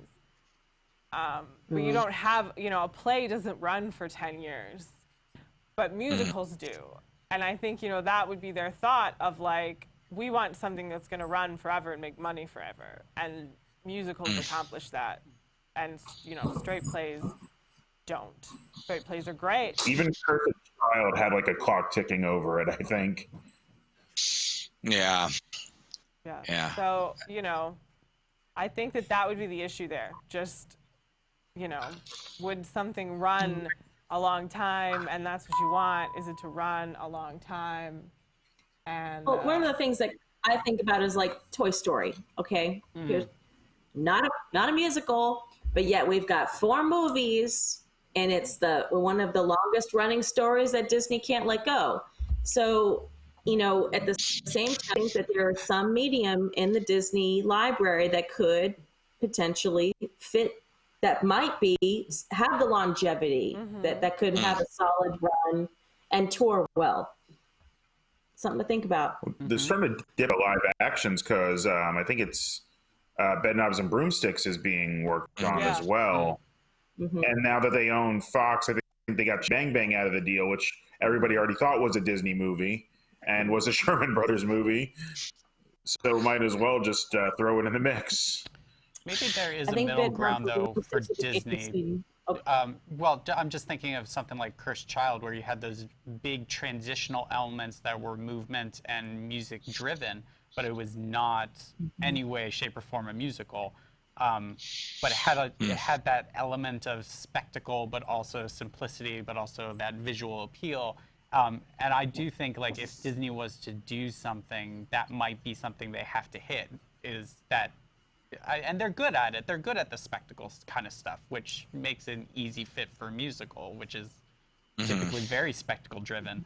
But I do think they would have to at least explore how to work that kind of thing in, because you do want to grab the children's attention. You do want to grab audiences. You want them to be entertained in the way that a lot of us feel only Disney can entertain people sometimes. And it's such an integral part of their brand in that way that I think to draw the out-of-towners, if that's still a thing in New York, if we still have out-of-towners who bring in the Broadway ticket sales, then something along those lines might help. That'd be cool. I don't know what though. I know it's 20,000. I'm trying to think of like their classic live actions that would fit. And like The Wonderful World of Disney, like 20,000 Leagues or Swiss Family, or it's a comedy, but like Herbie, things like that. And I don't know if those, maybe 20,000 Leagues would be so tech heavy, but if you were going to, it would work. But it would be as expensive as Kong just was. Easily, yeah. Well, what about content that they would have to rework into a musical, like they did with Freaky Friday, for instance? Not like the last movie I ever was like, oh, this would be a great musical. And now the music's adorable and the movie is delicious. As long as we don't see Parent Trap, I'll be okay. What about something that they could rework into a musical? I like that you called it delicious. That's funny. It is. I'm just happy it's a little guilty pleasure. Yeah, I'm just glad that Lindsay Lohan didn't do the musical. I'm just like, I don't want to hear her sing. I'm sorry. All due respect. That's fine. She'd be in Herbie. She could be Herbie. That'd be great. I love that. Herbie. That's true. There are plenty of Broadway shows where they have cars, but the car isn't normally the main character.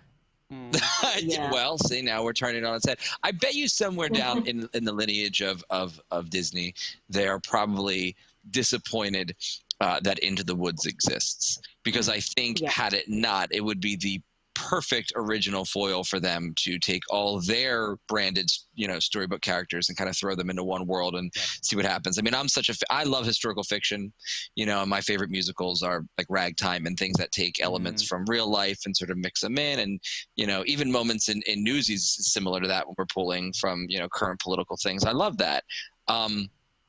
But I feel like if we were to, if they were to try to do something original without music, I would think it would need to be a adventure, and would need to be like have elements of comedy but not be a full-blown comedy, but couldn't be classified as a drama. Like, I think if they were smart, I would, if I were Disney, and if you're listening, I want my residuals. I want like a Disney branded characters, non-musical but fully scored, choose your own adventure stage production, and I'm in the audience and I'm like, Jungle yeah Cruise. All right. Yes, but yes, oh god, my brain was like Jungle Cruise, Jungle Cruise, Jungle Cruise. I would be first in line for that. Oh my goodness, I'm so excited for the movie. I'm like, it's like me and 3 people. I'm like so excited, but everyone I talk to that I know, I'm like, are you ready for Jungle Cruise? Like, they made that into a movie. I'm like, get with it, man. They delayed it like 2 times. That movie's been ready for like 3 years. I'm so ready to see it. Yeah, I know. Don't make it. What about things that they've done like Pirates? Like, you've got the action, you've got the adventure, and they have iconic soundtracks which could be used for leitmotif. And all the stunt work is mostly stuff you can do on stage, and you could do, the black light for the ghost to appear, and for that. So there are things you can do with that. Right, and they have sequences in Finding Neverland where they have the ship, so you could easily have, maybe not easily, but you could have a ship kind of prop experience that could work really theatrically interesting. And I mean, people swinging is a staple. I was actually thinking Haunted Mansion. Because you could do, a murder mystery, I'm thinking like Clue, which I've done on stage. Original songs. But you've got this great haunted house. You could do lots of fun effects with that. Random ghosts, they randomly find a head in a ball, which you could totally do with a person sitting under a table. That's not comfortable, but you do what you got to do. Well, now that we've Beetlejuice, I could see that doing pretty well. You could do that kind of dark comedy, and it could work well on stage. Yeah. Yeah. Or drama. Haunted Mansion. That I mean. So correct me if I'm wrong. So we have the attraction, which like we love, okay, and then there's the Eddie Murphy movie, and then we've got this other one that's been in the works for a long time. There's a director tied to it, and I can't remember his name. It was Del Toro, but I think it's the water. Yeah. But then you also have a couple comic book series that have been done on it. That's true. I think there's been a couple anthology book series. I mean, I've always thought Haunted Mansion should be adapted to like a monster of the week kind of, like you go through the ghosts and you do origin stories of them. Oh, yeah. That's the way you have to do Haunted Mansion. Because I remember, I think it was the Friday the 13th like TV series where it was just cursed items in a shop that they were discussing. It had nothing to do with Jason, but it was something like where there's just stories going back to all these items. And this way you could do it.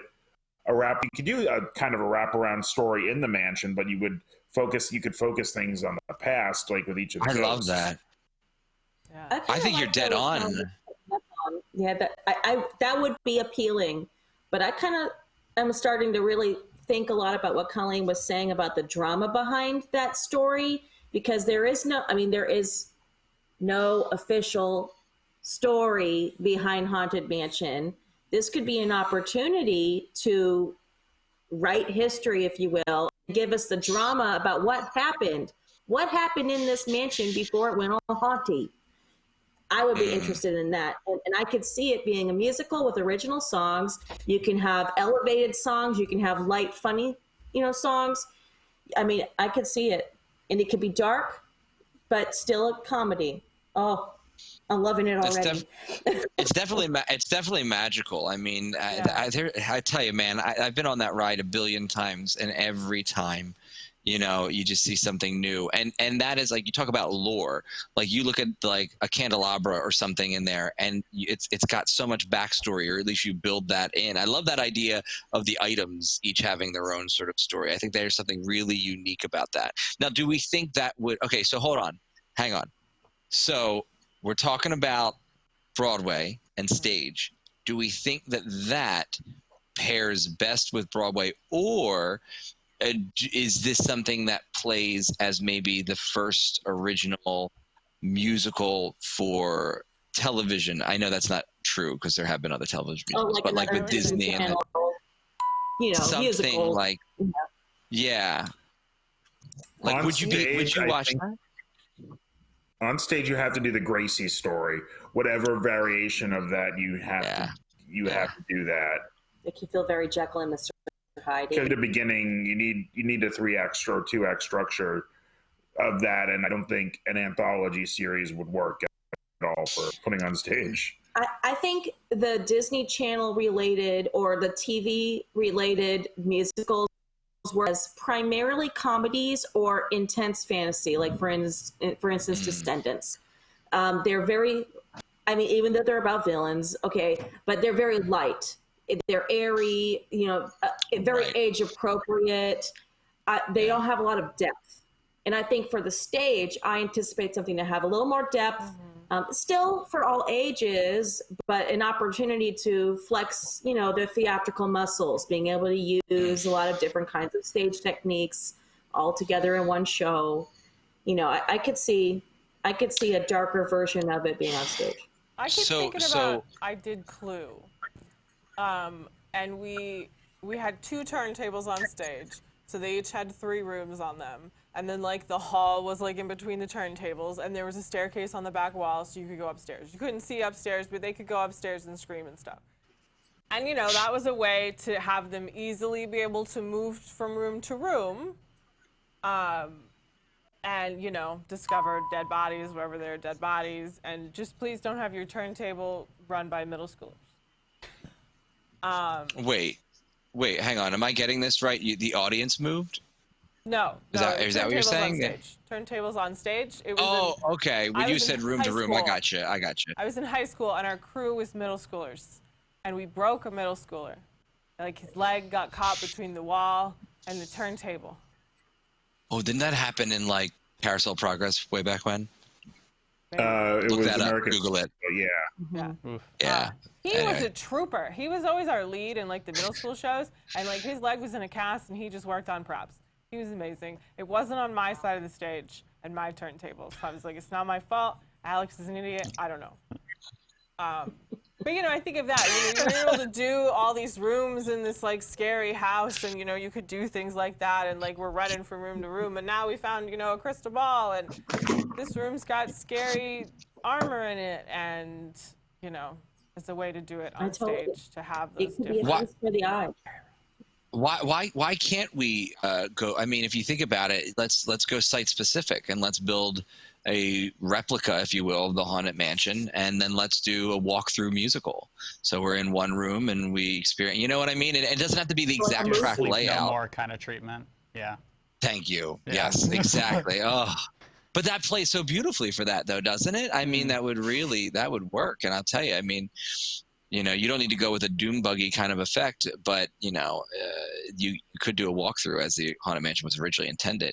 And then I think the big problem is then numbers, right? Because you can't crank through enough people and enough to make the money. But if you could, you think about that. Now that's something from a Disney perspective that we're getting a little Broadway and a little theme park, and we're putting the two together. And now it's a completely new thing. And I don't care if it's a drama, musical or not, or whatever, because the whole experience is so, to take your word, Rob, evocative. And it kind of sort of makes me feel like I'm experiencing something familiar and new at the same time. All right, we're doing it. Hey, if there's people in the chat, we need more money because we're going to put this show on. Right. We're going to do an immersive theatrical experience. Do it. It popped into my head, but then Colleen talking about her version of Clue is, I think somehow Haunted Mansion doing the play that goes wrong those two, where you're trying to do this story that's just not adaptable or whatever, and just having a fun in it. That would be. But would that be Jungle Cruise then? Because it's already in the style of. Oh, I could see, or is that a hat on a hat? I could see Jungle Cruise being a little 39 Steps. Yeah. Oh. Yeah. Yes. Yeah. Oh, who's writing these down? We are doing these. Depends on how bored we all get. Like, oh, I love this. We'll have so much fun and get sued within minutes, and it'll be great.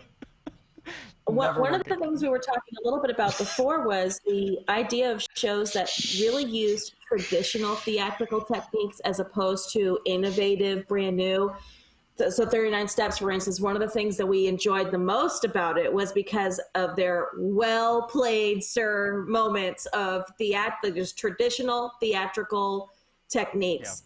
Yeah. And it would be an interesting thing to see them do a show that maybe was flushed out, remove all this nonsense. Sorry, I just got up. Remove all of this nonsense, and you could do a show a little more inexpensively if you just utilize some traditional techniques in a very well done manner, using it to tell the story. That would be an opportunity for Disney to try out new things that maybe aren't new but are old, and then just focus on story and entertainment. Given that there's an audience that grew up on it now, something more traditional that they could take, and they've been doing different things with it with Disney Plus, I'm surprised we're not seeing anything for High School Musical, because there are people who grew up on it now that are, in that paying public age group where you can, it's going to be cheap enough to do. There's no effects to it really whatsoever. There's a stage show version. Yeah, I don't know what you're talking about. That show is cool. Yeah, there is a stage show. Yeah, I mean, it's a licensed Disney theatrical. It never, I don't think, made the jump to Broadway, but it's around, and I think it's actually a really well done stage show, and it's probably something they could tour really well. I'm not sure it would have the longevity of a Broadway kind of run, but yeah, I think it's actually better than the movie. This stage show version that they've done, it was a good one to work on.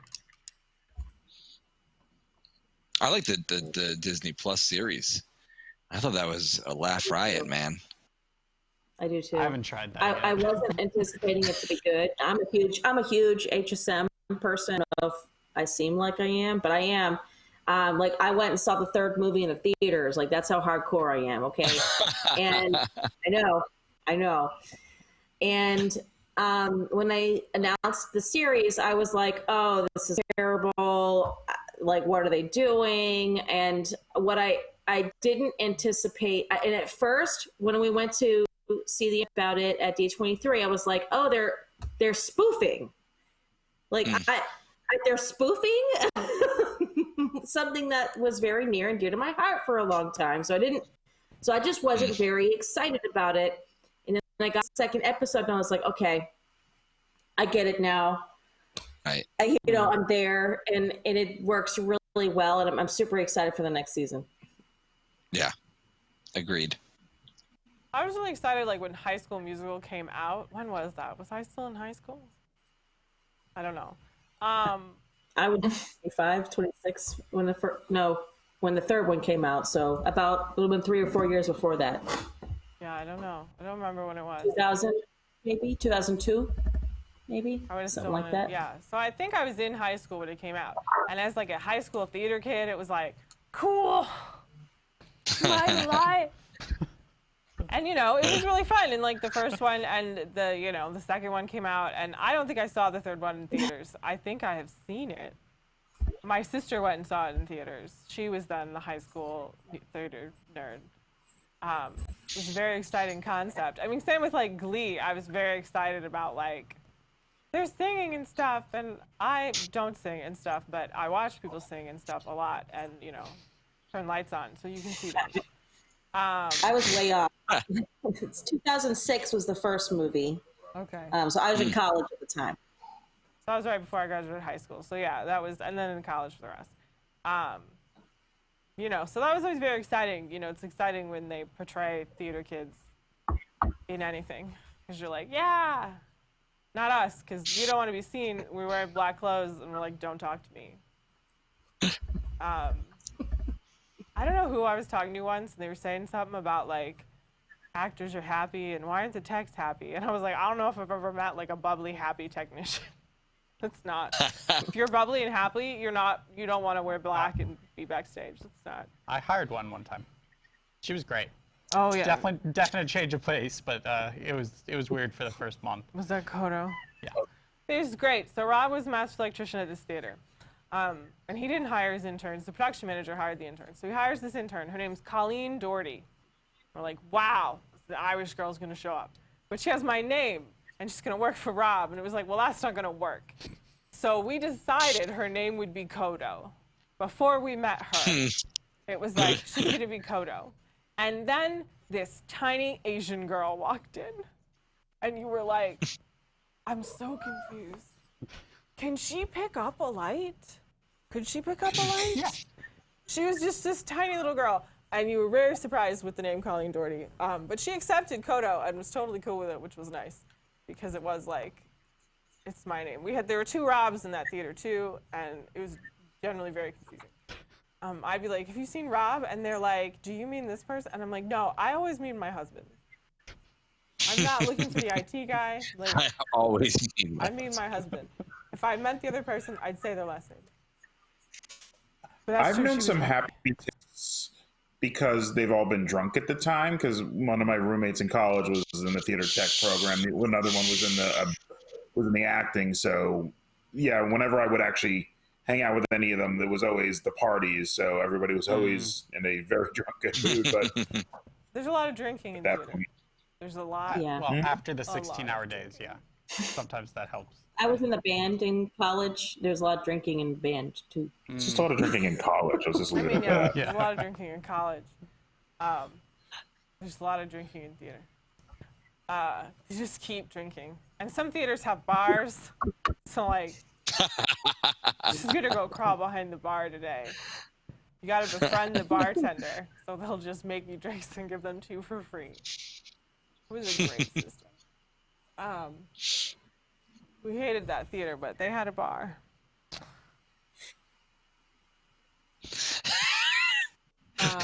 As Rob's references slowly deteriorate. Right, yeah, well, we don't know him. Move along. Theater's a small world. You never know what'll happen. Very true. You know, you'll Facebook friend like everyone you do a show with, and you stay Facebook friends with them because you just never know, because you might end up working together. Or someone in our, company, Nathan, had a question about the live recordings of like the Dapper Dans and the Voices of Liberty and stuff, and he was curious about stuff, and I was like, well, I know a Voice of Liberty. Do you want me to ask her? We did White Christmas, the musical, together. So, like, I can just ask her. I'm friends with her on Facebook. And, I did. And she answered me right away. And it was like, cool. I was curious about it, So you just never know who you're going to, like, run into again. I usually end up deleting contacts from my phone because I end up with, like, all these contacts. And I'm like, I don't need every actor's phone number. I can find them on Facebook. I don't know what else. I don't think there's been a show we've gone with Rachel and Casey where one of them didn't look at the stage and go, I worked with them at this theater, or I worked with them at, it's like, okay. Yeah, they were very religious about their networking because, and I say that in a very loving way, because you live and die by your networking when you're in the theater industry, because it's such an important part of not just where you get your jobs, where you hear about jobs. And in certain times of the year, it can get really competitive. And so it just, that was a huge part of the business for them, was just the networking piece of it. And there were so many times they'd run into people over and over again. It's unspeakable. Yeah. You meet some really cool people. You meet some really weird people. The chat has just proposed tons of musicals. Brer Bear's Tale, the musical, the NBA Experience musical, Pete Carney, the White Claw musical, Fraggle Rock musical, Butters the musical, Secret Butters Bobsled Training Facility the musical. Oh my God. Let's see, there's another Fraggle Rock. Gravity Falls the musical, Train of Thought the musical, The Map Game the musical, Secret Broadway Musical Training Facility. Let's see, Teen Beach Movie, Austin and Ally. They suggested a lot of like different, shows. Mr. Toad the musical. Ooh. There was a couple Rise of Skywalker the musical suggestions. Oh no. I think those were all. Well, as far as WDWNT the musicals, I know a lot of you guys haven't been on staff for a super long time, but you all know of the Christmas podcast parades and all that. Mm-hmm. One of the ones that never came out because we were working on it forever. It was just going to be a musical review, and we're going to do parodies of famous songs from different music. And we're sitting there for like 2 nights just really trying to work out a parody of Seasons of Love, and we're just like, you can't make this funny. There is nothing you can do to make Seasons of Love funny. It's funny. I've tried to do that same thing for a gala once, and that's just it's something about the song, and there's just too many lyrics, and it's flat. And also, people don't know all the lyrics, so they're like, "Oh, I think that was right. I think they do sing about Cheez-Its. I think that's right. Yeah, that's original lyric." What's the song they sing in the restaurant and they climb on tables? I can't think of it. WDWNT? Yeah, I was at a convention, and I can't think of any names now. The lead actor from Rent, he's in the movie, he was in the musical. He sings that song. Oh, Anthony Rapp? No. Anthony Rapp. So he was a guest at the convention because he like grew up with like the girl who started the convention, and so for like the opening ceremonies, they did a parody of La Vie Boheme, but like singing about nerd things. And so first he came in as Doctor Who in like a trench coat, and then he took it off and he had his like costume on. But it was amazing. I wish I'm going to search for recordings now. Do you know the name of that convention? LeakyCon or GeekyCon. I think it was LeakyCon. Yeah, Anthony Rapp. It was great. I met him. He was very nice. Oh. But yeah, it was hilarious. La Vie Boheme parody. We've got that parody of the Runaway Railway song, and I don't even remember the real words anymore. I just know our parody version. All I know. We've had a lot of parody songs that never came out. They're fun to write, but anybody who could really sing them. So we've given up on a lot of them that we've done. You guys need a singer on your cast. Well, the problem is we wrote for people. Ted. Hi there. Well, we used to write for people who would do voices like whiny and rackety, and the singing just never worked, especially when you're trying to sing in a voice. I think I might have found it. I used to write parody songs like you're sitting behind a piece of scenery because you're waiting to move it, or you're simply trapped behind it because you're sitting on stage. And they'd sing a song, and I would write a parody with Sharpie on the back of the set piece. Like, that's where I'd be writing the song, because I would always have a Sharpie on me. So I wrote a parody of a song for Full Monty.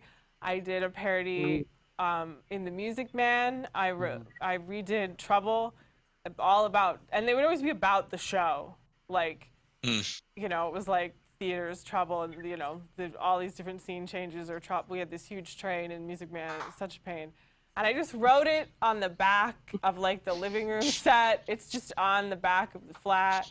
I rewrote multiple songs when we did A Funny Thing Happened on the Way to the Forum. There was, what's the song? Everybody Ought to Have a Maid. Everybody Ought to Have a Maid. I rewrote that to Everybody Ought to Have an Intern.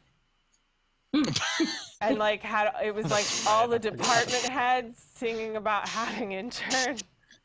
It was very entertaining for me. What do we think about Disney doing a spoof musical?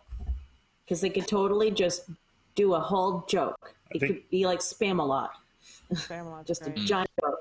That would work great in the parks or on the ships, but I don't see it as a standalone.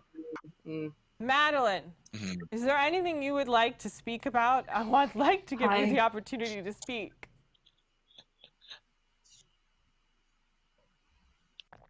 It's lag. Everyone's frozen on my screen apart from Ted. Oh no. Oh, well, at least Ted's working. So I'm kind of at the same time. It's all just a bit of. Oh. That's a bummer. But I'm glad you were able to join us in some way. She's trying. Okay. I'm ready. I'm really sorry. No, you're fine. I'm sorry. I don't know. Okay. You're fine. I don't. You just. I did think so. The other thing I had thought of, of something for today. I don't know if anybody in the chat, if you have any like theater questions about how theater works, what jobs are in theater.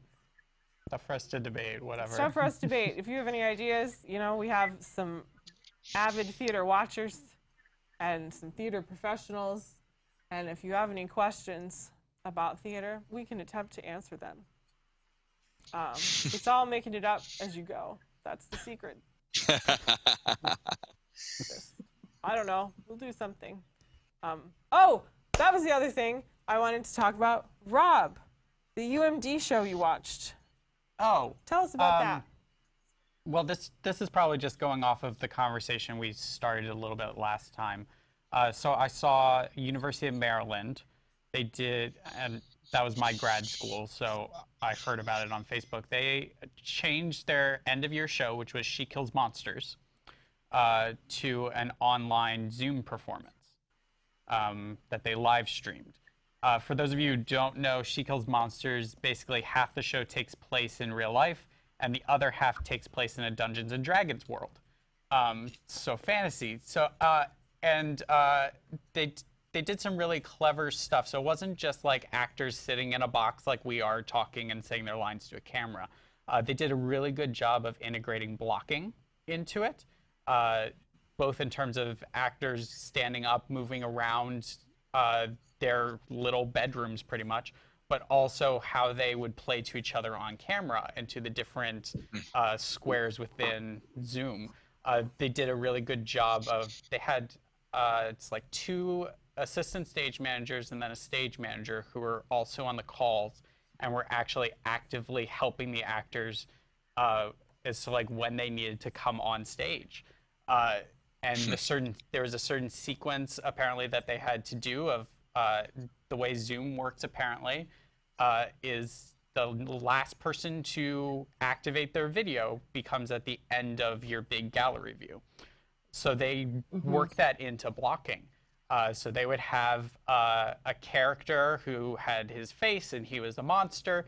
They would have other people doing his 2 hands, so he was bigger, occupied 3 squares across.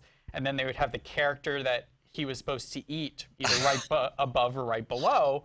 And then they would interact based on how they looked at the different camera frames and how they posed themselves within it. They did a lot of Snapchat filter integration, because apparently Snapchat and Zoom can talk to each other, which is just mind-blowing for me. But they did that coupled with like Zoom backgrounds where they would divide half of it between 2 different characters, so it would look like they're within the same room at points. The Dungeons and Dragons backgrounds, they did a really cool thing of just having it about like a 50% opacity kind of thing.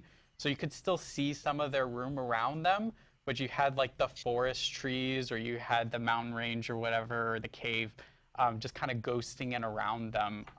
And for me, it was just, they had some lag trouble, which is a technology thing that, for something as forward-thinking as this was, and I think they only had something like 3 weeks to put it together after the outbreak started.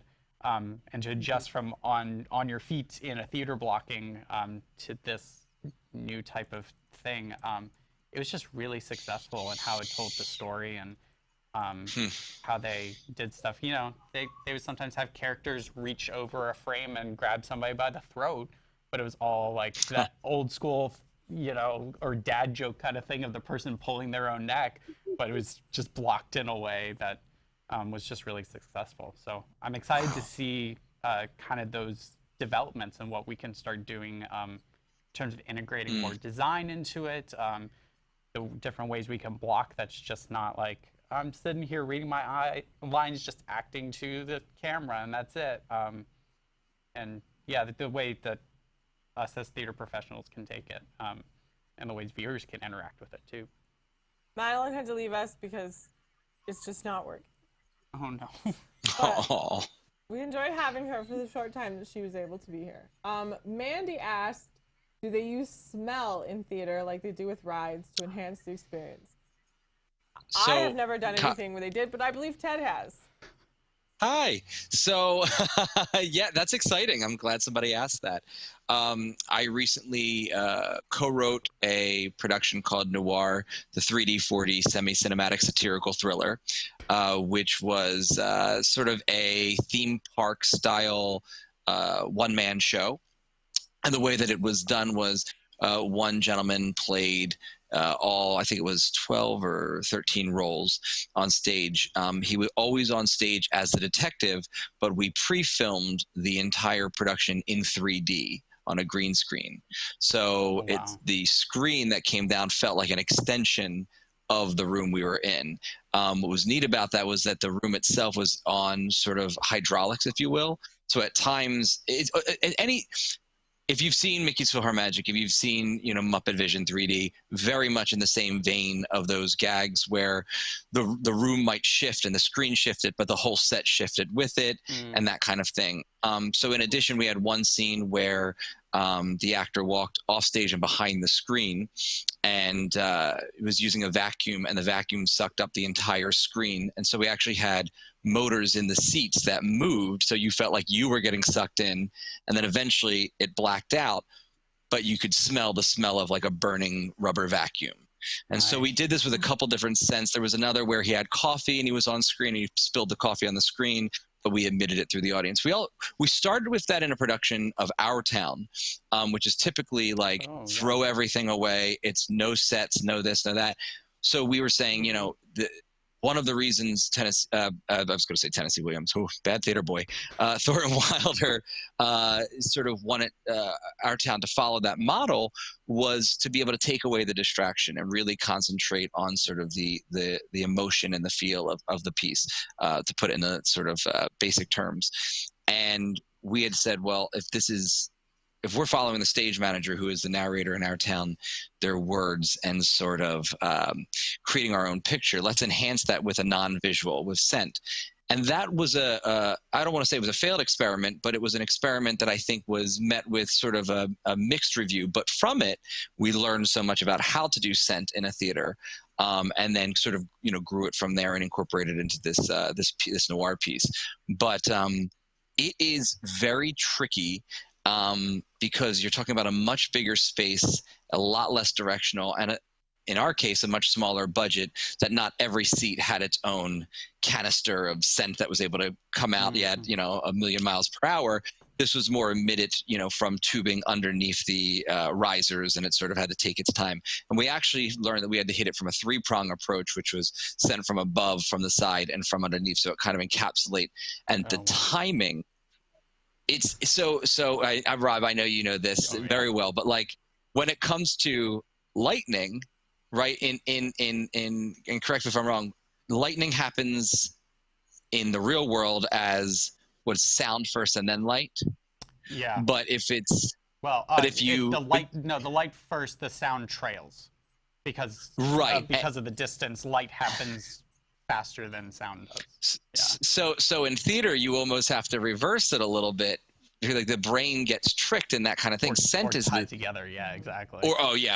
Right, exactly. If you're lucky enough to get that like right in there, with scent, it's not that dissimilar. Where you almost need that scent going about. In our case, it was 2 minutes before you're actually supposed to smell it.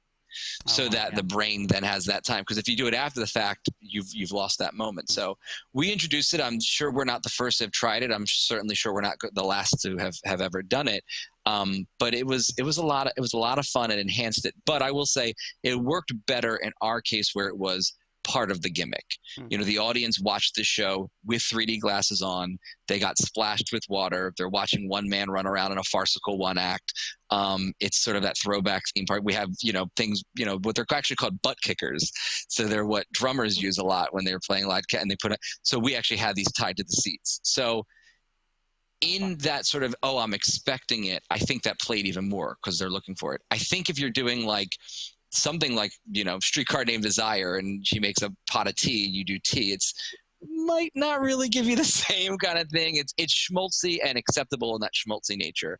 But man, it was a lot of fun. That is a great question, though. I don't know of anyone who's done it before. That's not to say that it hasn't been. I can tell you this: I couldn't find any ways how to cheat it when I looked it up, because I tried to find out how to do this, and we had to figure it out. So whoever did it, they're keeping their trade secrets. Nice. Yeah, I've never heard of, other than having heard that story from you, I've never heard of sign being used. Maybe it should be. Marklin, I hope I pronounced that right, gave us $20. Wow. Thank you so much. What? They said, thanks for the fun chat. Nice to have friendly, interesting, positive stuff to listen to. That is so nice compared to the people who made their screen name Colleen is an annoying idiot. So I appreciate you. Your mom is really mean. My mom is really mean. She's great. And then, so someone, Mandy, she was asking about how do you dress to go to the theater. She said, you know, she went to a show and some people are dressed really fancy and some people are dressed in jeans. Obviously, in the olden days, theater used to be a thing where you dressed up. You dressed up to go to the theater. I like dressing up because, you know, it's exciting. You know, you go from your life where I wear all black all day and I'm dirty, so you can dress up. I'm like, yeah. So I usually wear a dress, like, unless it's really cold, and then maybe, you know, I'll wear pants. But for me, it also depends on, like, the size of the theater. Like, if we're going to, like, a professional theater, I'm more apt to, like, dress up than if we're going, you know, you're going to, like, a school production or something really small, then I'm not going to necessarily dress fancy. But I like to dress up because I like to dress up. So, and I think it's nice when everybody dresses up. Thoughts? Oh, at least always wear a collared shirt or something, like, but like I'm not going to show up in a t-shirt, but I mean, most of my business casual is jeans and a collared shirt anyway. So most of the time I'd go after work. So it would just pretty much be that. I'm usually in business casual of some sort, or even maybe business professional. I obviously wouldn't go to the theater in flip-flops and shorts like I would if I'm at a Disney park. But I always would recommend dressing up a bit. One, it gets chilly, so you always need a sweater unless you're in a really hot, stuffy theater, which did happen to me one time, and I did fall asleep during that show. You had it coming. But I know there's obviously a wide variety of what people are going to be wearing in theaters, but I agree with you. I think it's an opportunity to dress up, and it's a sign of respect to a certain degree. These are professionals who are putting on a show, and me coming into the theater, you know, as I hadn't even, you know, anticipated the experience, or as if I just didn't care, it's not appropriate to me. So, you know, and it usually costs a little bit of money to go to a theater. It's not a cheap date, you know. So for me, again, like I said, it's a sign of respect of the experience that you're going to have together, you and the individuals putting on your show.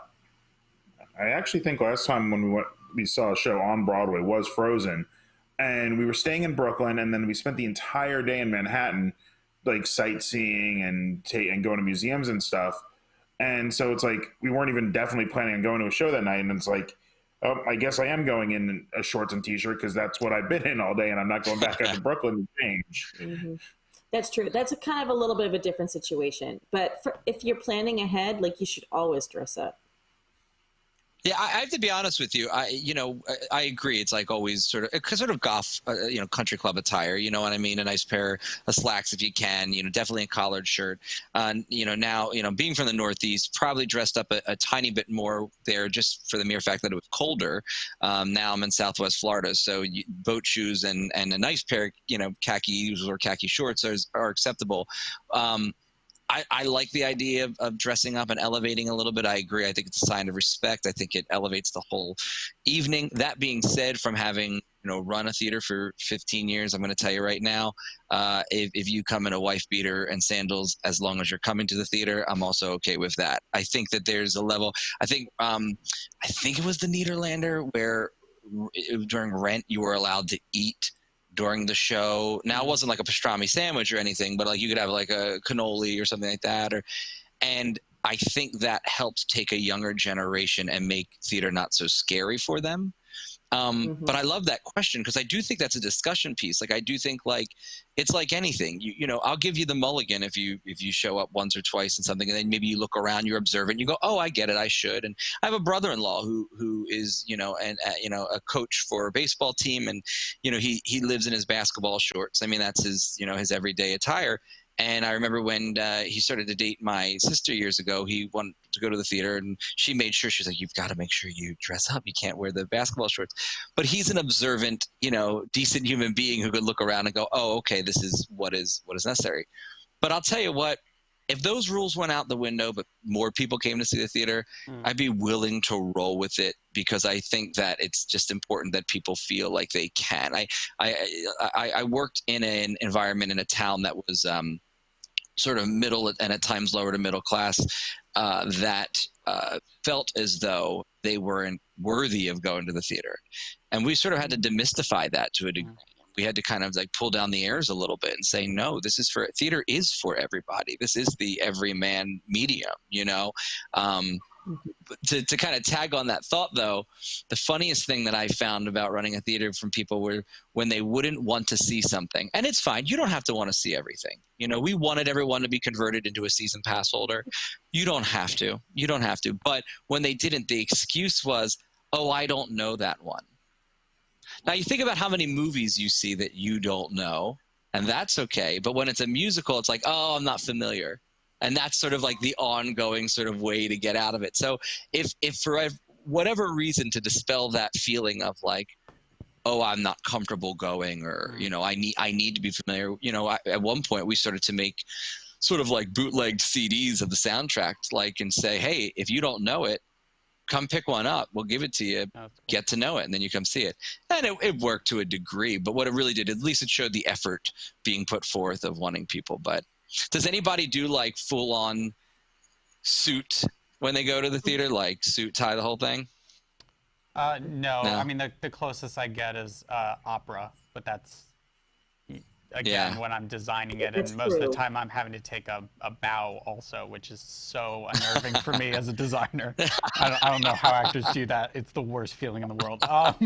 But yeah, that's the closest I ever get. Most of the time I'm like y'all, where it's sort of the New York business casual to a lot of the theater people that I know, or we're all dressed very much the same. It's like a dark wash jean, a button-up shirt, and a blazer of some type, or exactly. maybe a vest and a tie. That kind of world is where a lot of us are comfortable and where we live. And I hold to that.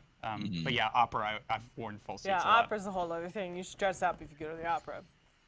That's right. Well, but like what Ted was saying, I work with an opera company that has recently done a big push towards the underprivileged communities, and they do a completely free show every year in a very underprivileged neighborhood area, and they're just like, hey, community, come see opera, because this is not something you get the opportunity to very often just financially. It tends to be a very expensive medium to go see, and it's very much an open door policy of, well, you have to reserve a ticket, so we just know that you're coming. But come on in, see this, enjoy the music, enjoy a full orchestra, enjoy the singers who are singing at full volume and doing it as a real performance. And that's a really neat thing. But we'll get some people in polos. We'll get some people in full-fledged suits. So we'll get sort of a mixture. But it's a neat thing to be able to bring opera or theater to people who don't normally get exposed to it. Yeah, as much as I love to dress up, I think, it's like what Ted said. If it was, you could wear whatever you want and more people would come to the theater, then fine. Like, that's fine. I don't care what you wear as long as you buy a ticket.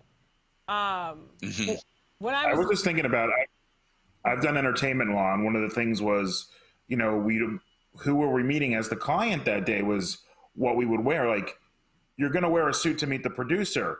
You wear a suit to meet a band, they don't want to talk to you. Like, you're the suit guy. No, it's like, okay, do you have a band shirt? Wear it with a blazer and some jeans. That's what you wear to meet the band. That's true. I do agree with you that adapting to your environment makes a ton of sense, and especially when you start to really consider accessibility of theater. Like for instance, when they did Hercules live in Central Park, I mean, okay, you're in an outdoor theater experience. Obviously, you're not going to be, dressed to the nines. You're going to be comfortable. No, you see Shakespeare on the Common. It's in the middle. It's late summer. I'm going to be wearing shorts and a t-shirt to go to that because it's hot. And honestly, about half of those productions, I usually walk out at the act break anyway, because they've done something really weird with the first one I ever saw. They did Taming of the Shrew set in the North End, which is Boston's Little Italy. But then I might be getting the name of Coriolanus. Coriolanus. They did it as a Nazi term. Anything. I'm like, nope, not sitting through this. I'm leaving here. I think and one of the things you were touching on. Oh, go ahead. Oh, I was going to say what Ron said about who you're meeting. I remember out of college. So the first interview I did, we moved. Rob was going to be an intern at this theater, and I've gotten many jobs this way. I just write the production manager, and I'm like, this is my resume. I'm in town. I'm physically here and I don't have anything to do. That almost always works. They're like, yeah. And so I go to meet the production manager, and I decided to wear jeans. I wore black jeans and flats and a blouse, and I was wearing a jacket. And he's like, you're so dressed up. And I'm like, thank God I decided to wear jeans. Which I do remember we went to SETC, which is this theater. Southeastern Theater Conference. Yeah. Well. And we would go there and you'd try to find jobs. And I felt really uncomfortable actually meeting people really dressed up. It just felt weird. I didn't feel comfortable because it was this isn't how I normally dress, and this isn't how you normally dress working at a theater anyways. And I feel really weird in these slacks and blouses, and I'm not comfortable. And I didn't get any of those jobs. But when I went to that thing in jeans, I got that job and it was fun. When I was a production manager, my last job before here, I was a production manager at a theater outside of DC, and I would dress up for every show because I was there as, a representative of the theater. During, tech, I was in ratty clothes because I was helping do stuff. I would often wear the Art Stream t-shirts, and then that's when I start wearing my name tag because parents are coming and stuff. But, I would dress up because it's I'm here as a representative of the theater, and people are going to come find me, and parents and, donors. And so it would be I'm very adult, and it's okay. I can answer questions. You're an adult. I'm very adult. There's still those times, I'm 31, and there's still times where I'm we should find an adult to take care of that. And then it's oh, no, it's me.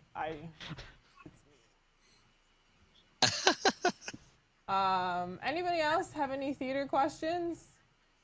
They're talking about, most shows I see is due to word of mouth. Theater has a lot of word of mouth. It's, hey, I saw this show, and it was great. And, yeah. Or vice versa. If you hear bad things about it, you're not likely going to spend the money on it. Yeah. Wait, we did the season tickets, and we warned we were always the first Thursday was our tickets, and our friends were either that had tickets. It's just where we got good seats or when we bought them is they got one was first Saturday and one was second Saturday because there was always at least 2 weeks, and the season ticket holders were always in those first 2 weeks. and we went to see, and I think this is the absolute worst show I ever saw, was Love Never Dies, the Phantom 2. Yeah. And you're like, you're not going to want to see it. Like, one of them didn't even make it to intermission. They just got up like, we're paying a sitter. We're just going to go get a nice meal. Like, this is so bad. Wow. And the husband in that has seen Phantom like 47 times. It is his absolute favorite thing in the world. And he couldn't sit through that. Curiosity should have had him just stay, you know? Just curiosity would have kept him there. Wow. Well, Ron wanted to leave, but I said, no, we paid for these tickets. We're staying. You know, I'm the frugal one. I'd say 70% of people left at intermission there. Yeah, it was a really bad walkouts. Yeah, we were center balcony. That's like our typical seats. And I think about 30 minutes into the first act, about 30 to 40% of the balcony had already exited. And that's saying something because it was actually pretty packed when we got there. But yeah, and then by the second act, we were probably only about 25% left interspersed in the balcony. And I understand that people see Phantom, it's a sequel to Phantom of the Opera. People know that, but the music it's tough. It's still Andrew Lloyd Webber, but it's nowhere near the quality. The story makes almost no sense. So I can see why people left that one. But have you seen it? I haven't seen it. I've heard of it. It's the only musical sequel, I believe. It's the only musical with a sequel. Very strange. Well, and I've heard to stay away from it. Yeah. So that's... Yeah. We would not have bought it if it wasn't on our season ticket. Yeah. But then there's other things that are on those season tickets, which I recommend if your town does them. They're usually really good deals. Like, especially like we did balcony here. We were so front row of the balcony, and I think we were getting 7 shows for like $250 a piece. Like, it was great. And we did it because it was the only way to get things like Hamilton or or when Dear Evan Hansen. Yeah, when like, Evan Hansen came to there was town. almost no way to guarantee you get the tickets except the subscription. And I've seen some great shows that like I would never have gone to see the play that went wrong, but now if it tours again, I'm gonna go see that every time just because it's really a fantastically funny show. Yeah. Can I pose a... Oh, I'm sorry. Go ahead, Colleen. Oh, I was just going to say, yeah, I mean, there's lots of shows out there you've never heard of, you know, and I think especially plays, you know, things most people have heard of, musicals and stuff, you know, that if you take a chance and go, you know, there are plenty of things that I wouldn't go to except that Rob worked on them or we were in the theater. You know, I used to work front of house and there was this show that we did and it was about like a country singer. Always Patsy Cline? No, at Riverside. The word Guthrie is coming to me. Is that the name of a person? That is. Tender, shoot. maybe. I even designed it. I feel like a bad theater professional now. There was an Elvis musical we went to see that was... Yeah, it was both her brother-in-law and sister were working on it. She was doing costuming. He was doing lighting. And, you know, at the end of the show, it's like, how'd you like it? It's good. They're like, we know it's a horrible show. Woody says. Woody says. Tell us. And so it was great. It was about Woody Guthrie, right? Yep. And I could go and sit while like the show was happening and then come out before an admission. And I watched that show a ton of times. Like I never would have thought like, oh, I want to watch this show. But you know, the music was great and it was really fun. And I would go in and watch it, you know, a bunch of times. You did, was it Rothko? Was that the name of the show? Red. And you know, that was a good show, but I would have never gone like to see it except that Rob did it. You did a really depressing show about which one? I know. No, the one about the communists in Germany. Oh, that was new. The Human Capacity. It was written by actually a faculty member at the University of Maryland. He's also a playwright named Jennifer Barclay, and she's had some really successful plays. But yeah, we did one, and it started during World War II, Soviet era kind of, or like, no, I guess it would have been like Cold War era kind of stuff. And you follow them after the fall of the Berlin Wall. So before and after the fall. It actually sounds really interesting. It is really interesting. I enjoyed working on it, it but was depressing, but it was interesting. No, it gets better towards the end. I liked when they do the like falling of the Berlin Wall. There was like a wall of filing cabinets, and one of the like parts of the filing cabinets, the wall came down, and interesting. Yeah, definitely French shows. I'm wrong, and there are tons of sequels. Bring Back Birdie is a sequel to Bye Bye Birdie. Yeah, March yikes. of the Falsettos is a sequel to Trousers. Goodbye, Dolly. Yeah. We didn't learn about that in theater history, okay? You stop, when you hit like we didn't learn about the sequels. The 1900s, you're done. You don't get into sequels. You're like, and then they did Oklahoma, the end.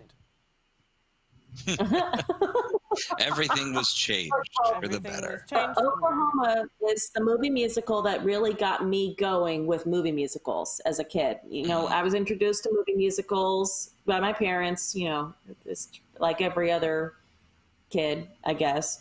And for whatever reason, I connected so much with the witty funniness of that. And I grew up in the South, so I guess seeing a musical that was so familiar in terms of environment, although obviously they're in the Midwest, but it felt very Southern. I don't know why, it just captivated me. And it was that movie that got me really interested in seeing all the other Rodgers and Hammerstein shows, and then growing from there. So that was just that, to me, it's still my favorite musical. Nice. I know it's silly, but I love it. Which is not because I don't like any Rodgers and Hammerstein or Rodgers and Hart stuff, and that's why I didn't watch musicals for a while, was because those were what was in my mind, and I didn't. And starting getting introduced to the more modern stuff, I think one of the first ones I saw was The Producers, and that really got me going. I mean, obviously I was familiar. Like the first show I think I ever saw like professionally done was Grease. When they did the revival in the mid-90s with Rosie O'Donnell as Rizzo. Yeah. I think the first show I remember that I saw was Beauty and the Beast, because I was like 6 or something, and my parents took me. Wow. We could have honestly gone to theater before then. Both my parents went to school for theater. They were going to be actors. They didn't become actors, which is good probably because there's money. They both ended up going into broadcasting. So like my mom is a triple major. She has a major in Spanish, theater, and broadcasting. And my dad has a major in broadcasting and a minor in theater. And they met in acting class. They had to do a scene, and they had to kiss, and they fell in love.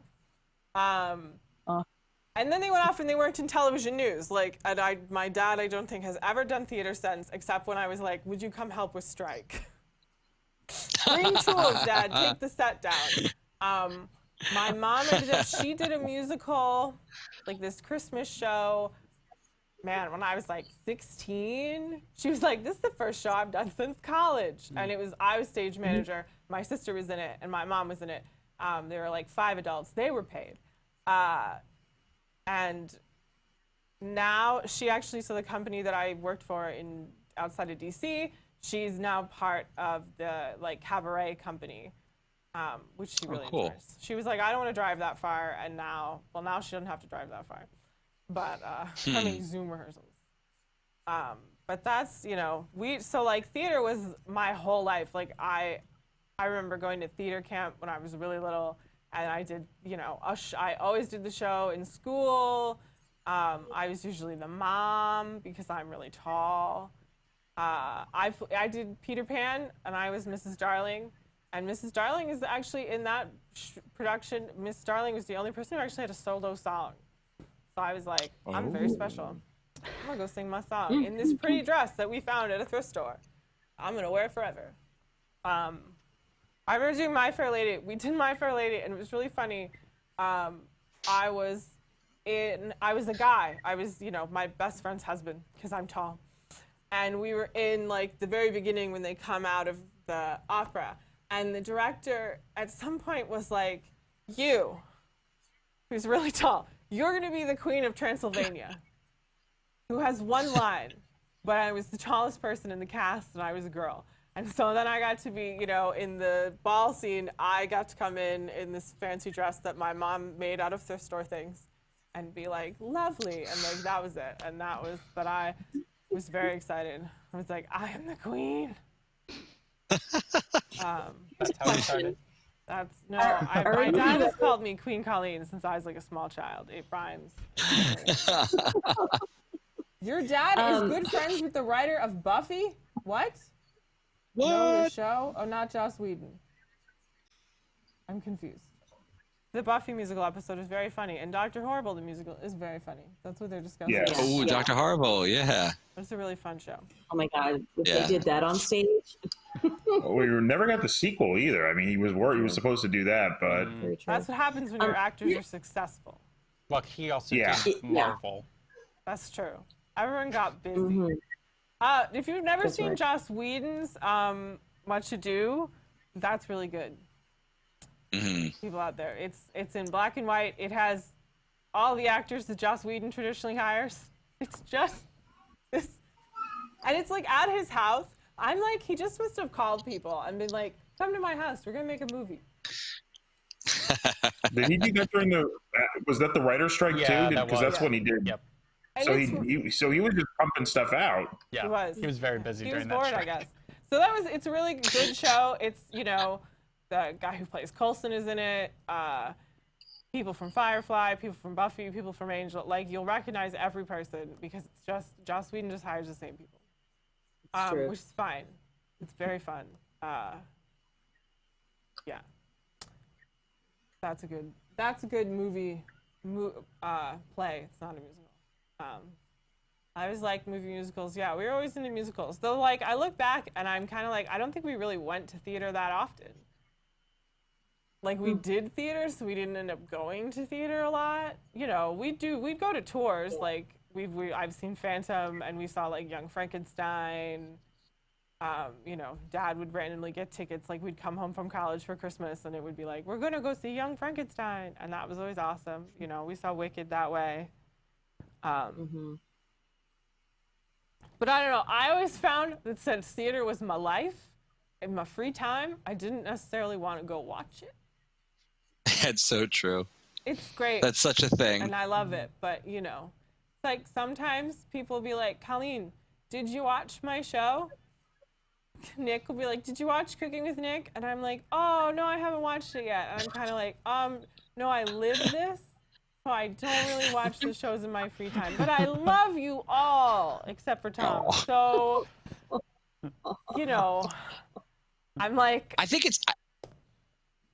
it's hard because your wheels are spinning in a different way. You're never actually a spectator in your own craft. You're there, and it's not only that you know what's going on, you know, backstage and above you and behind you, but it's also you're thinking of ways you would have done it differently or what have, could have, should have. And I used to, there's a line in Midnight in Paris, and the gentleman that plays Hemingway is asked to read a book, and he says, I don't want to read it. And they say, well, why not? And he said, because I'm going to hate it. He says, well, how do you know? He says, because if I read it and it's bad, I'm going to hate it because it's bad writing. If I read it and it's good, I'm going to be jealous and wish I had written it. So I'm going to hate it either way. And I feel like the times that I enjoy theater most are when I leave angry because I didn't do what they did, you know, and I'm like, son of a gun, you know, I really would. But that's a good feeling. But that's such a weird, but you have to be in a mood to feel that. You have to be like ready. And it's like, it sounds like such a jerk kind of thing to say, but you're like, you know, you almost have to be like emotionally available to attend the theater when it is what you're doing. And to be honest with you, I mean, going to theme parks, it's not, you know, dissimilar being on this end of it too, you know, knowing a little bit of attending, you know, a premiere of an attraction, knowing the 18 budget cuts that happened on the way to get there, or what the blue sky was versus what you got. I mean, part of that is why I love it so much, but part of it is also the wheels are always spinning. So I often wonder what it must be like to be a spectator of that and just sort of acknowledge it for what it is. I mean, be somebody who saw Love Never Dies and goes, that was wonderful. You know, I mean, there's somebody out there that's just blinders on and loving it, I'm sure, you know? It's true. It's a weird life. It's true. It's definitely for somebody. But this is kind of a general question to you as theater workers. And you may or may not want to answer this question, So when you go see a show, do you find that you are highly critical of that show, whether it be a musical or a theatrical experience, whatever it is, whatever the live experience is? Do you find that you, because of being in the business, you leave the show and you're like, all you can talk about are the terrible, awful things that just happened the last 2.5 hours of your life? Or do you find that you try to have a positive spin? You know, maybe I wouldn't have done it this way, but I understand why they did that, and leave it at that. I would say I find it most of the time I'm very analytical about the theater piece. I will, as a person who does lighting and projections, I will spend probably more time than I should focused on that rather than the story. That just happens. I will find myself naturally looking up at the lighting rig and trying to figure out, oh, how are they making this one thing happen? And that's how I go through it. So yeah, I think there's a lot of, I think Ted has said it before, and there's a lot of like looking at stuff of like, oh, would I have done it that way? No, I would have done it this other way. Or, oh, that's a really creative thing I wouldn't have thought of doing. Maybe I steal that and go forward. I've had a lot of times where I've walked out not inspired, but also like, I will never work in professional theater again. Like, I can't do that up on stage. And then 5 years later, I'm surprised looking back on that moment and saying, oh, well, no, I could, but it took sort of that like jab of like Ted said, almost being angry about it, just a little like as that sort of motivation to go. It's hard. It's rare for me though, and this is sort of the sign when I look at it that I've seen something really impactful or like a really amazing theater piece, is because I walk out just in a completely different mindset than analytical. I'm walking out as someone who just sat and absorbed, and that's a rare thing for me. So when a show does that and it kicks me out of that super analytical part of me, that's when I'm like, okay, that show's in my top 5 or top 10 of theater experiences, because I wasn't even myself during that. I was absorbing the show for what it is. I get mad at him because sometimes he doesn't clap. And I'm like, clap, just good shot. Like, I understand that maybe that number wasn't great, but like, you should just clap a little. I'm in like a unique position. I'm distracted. So, we'll sit in a theater and he's just like. So as a stage manager, so most stage managers you meet like started as something else, like they were a technician or they were an actor, in my experience. But I started stage managing at 13. So like I went to college and it was like, I'm a stage manager. I don't have other skills. So, you know, I'm not an actor and I'm not a technician. Like I know the basics of things and I can go turn the board on for you. And maybe if you're very specific with me, I can run it. So when I watch a show, unless like they mess up a scene change, you know, I'm usually like, yeah, like I'm not really you know, if it's really bad, then like it's really bad and they're like, man, they're a bad actor. But most of the time it's like, oh, I'm not a singer, I'm not an actor, that seems fine. This all technically seems fine. Like, so unless something really goes wrong, and that's what I would notice as like a stage manager of like, that light was late, or like this scene change didn't work, or they ran into each other, you know, or something like that. I'm usually just like, oh, this is fun. Because I don't have like the skills to like critique these people, because, you know, I'm usually when I do a show, in many ways, I'm kind of like, the actors are doing what they're doing, and if they're awful, it's not really my problem. Like, I can't fix that for them. You know, the director will work with them, or they will just continue to be awful. But the lights will come on time. You know, I'm really good at like that. I get really bored in rehearsals, to be honest. Like, there's a reason I stopped being stage manager. I get bored. You know, and I love theater. I love doing theater, and you know, it's great, and I've done great shows. But so yeah, I find for me, like, I just don't have like the experience to critique most of this stuff, because it's not like what I do. So I'm just like, it's fine. And Rob he'll just go on, and I'm like, I thought it was fun. Except for Tangled the musical, I really hate the like part where they're like in the water and it's really weird, and I'm like, you got to fix that before it goes to Broadway because that part's stupid.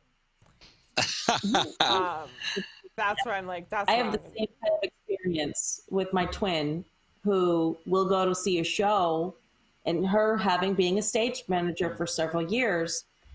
Oftentimes, I'm like, I'm having the best time ever. I'm like, oh my God, this is so innovative. This is so interesting. I've never seen anything like this before. That was so emotive. And she's just like ticking off the boxes. And then we leave, and I'm like, well, now I don't even know what I saw anymore. I'll have the exact opposite, where she will be having such an intense theatrical experience, like what you were saying. And I will be like, I'm missing something. Something's happening, and I am missing it because she's literally blocked the entire universe out and has connected with what's happened on stage. And now I've missed it. I mean, there's definitely, you see it in a different way. It's kind of like Ted said, like, where the wheels are always turning. You know, it's interesting, you know, you watch a show and you know how everything works. So nothing, usually, like, sometimes something happens and that's really surprising and you're like, wow. But most of the time it's like, well, I know how they did that. And so then, therefore, you're like, if it goes wrong, you're like, well, that went wrong, you know. So it's definitely, you know, it's different being a theater professional and watching theater. You know, you think about it differently. And sometimes, you know, there are things where you're like, and I do think a lot of times you walk out, like, even I'll walk out and be like, I would have done this a different way. Like, I would have, you know, I've done many, many shows and, you know, seen things done, and, like, I don't think that was the best way to do this, and I think you could have done it differently. I think, though, I feel like I am critical by nature. Like, that is, like, truly just where I come from. I grew up in a family where my grandfather was a music teacher. My grandmother was doing floral arrangements. So their entire basement was like a craft working space. My, you know, mom and my sister and, you know, we used to put on musicals at the house and the whole thing and sing, and there's always music. My dad, on the other hand, is an engineer whose number one focus is to find the flaws in what somebody else did. So, like, put those together and you've got a director, you know, like, that's exactly like, you know, you're looking for those things. Yeah, you're looking for that. And I feel like, and a lot of that I had mentioned on the previous show, you know, was sort of my original love of Imagineering, you know, which is just sort of like that level of technical know-how with creativity. Right. But I'll tell you one thing. I mean, yes, I'm critical. I'm with you, Rob. There are times that I just shut down and I'm completely invested. Typically not when it reaches the Broadway stage, to be quite honest with you. Like, even Cursed Child, for as much as that took me out of it, I was like mentally writing down, figure out how to do that, figure out how to do that trick, figure out how to do, like, look, you know, and yet I was still completely engrossed and I left feeling invigorated. But like Come From Away, I had the pleasure of seeing Come From Away at the NAMT Festival when it was literally, you know, 12 actors on stools just sort of singing songs, and a guy had like a didgeridoo or something, you know, I mean, and it was like, it was awesome. And I haven't seen it on Broadway. I have a lot of family and friends that have, and some that are in it. And for me, those more raw experiences are when I get lost, because I'm not trying to look at the tech. I mean, I'm famous for literally walking into a theater and starting to count what's on the grid. So like, that's what I do. But I want to say one thing that's really, really, I think is so important. I think sometimes WDWNT also kind of gets a little bit of flack for this. It's like, the criticism comes from a level of knowledge, but comes from like an ultimate love and passion for the art. And so and I think WDWNT has an audience that gets that for the most part and respects that. And I know we sort of toe the line a little bit on things, but what gets me, and I'm so curious, Colleen and Rob, if you feel the same way, like, these movie musical TVs, you know, the Jesus Christ Superstars with John Legend and these other shows that are coming out on TV, like, they're not personally my bag.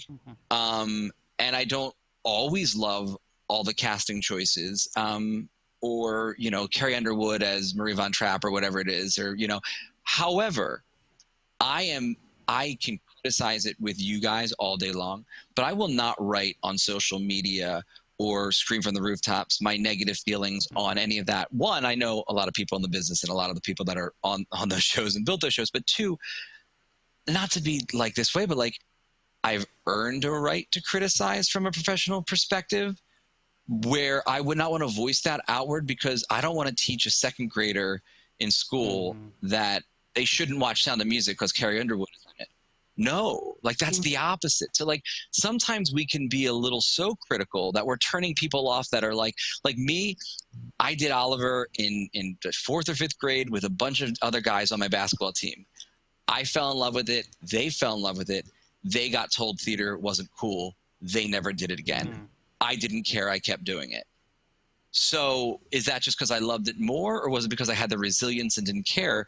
But I'd hate to be teaching anyone out there that there's any reason not to experience. Like, no, like see it and then form your own opinion. But I'm very quick to like criticize, but quietly, like with my wife or some close friends. But I even with critiquing the theme park performances that we'll be doing soon on WDWNT, like I never want to get to a point where we're not understanding the work that went into this, and that there's a reason. I mean, no matter how critical you could be, those people are there and they're doing it. And theater in general, whether it's theme park theater or Broadway theater, theater for TV, more theater is good. You know, we keep the medium alive. Yeah, I love talking with people one-on-one after the fact that I know have worked on something, and it's a very regular like bar conversation kind of world, right? Where you go and you're like, oh, how'd you do this thing? Or I really like this aspect of it. I was confused by this. Like, this didn't make any sense to me. Like, what were you talking about in the room when you were teching that or making that happen? Because for me, that didn't work, but I'm curious as to like the perspective. But yeah, I agree. I always do it in typically a private forum or something where I know that it's a trusted relationship between me and that other person, and we can have that sort of honest conversation. I very much expect them to say the same thing about my work. And I take that as a cool thing to also help me grow and to learn on my own career path. Like, oh, well, why didn't that work for you? I'm curious now. I thought it was perfect. Like, let me get this other perspective in there and see what comes out of that. And I think sometimes it's something you just do with other theater people because they know what you're talking about. That's true. Yeah. They'll know the finite details behind it. Well, as Ted was saying, like, you know, we get the flack for being too critical of things in the parks, and I think a lot of people miss is it doesn't mean you dislike something, you're being critical. You could like something, like this was 95% good, but we are going to discuss the few problems with it. And I think that's something a lot of people miss and think you're discussing only the negatives. It's like, well, the good is usually more obvious than the bad sometimes. Right.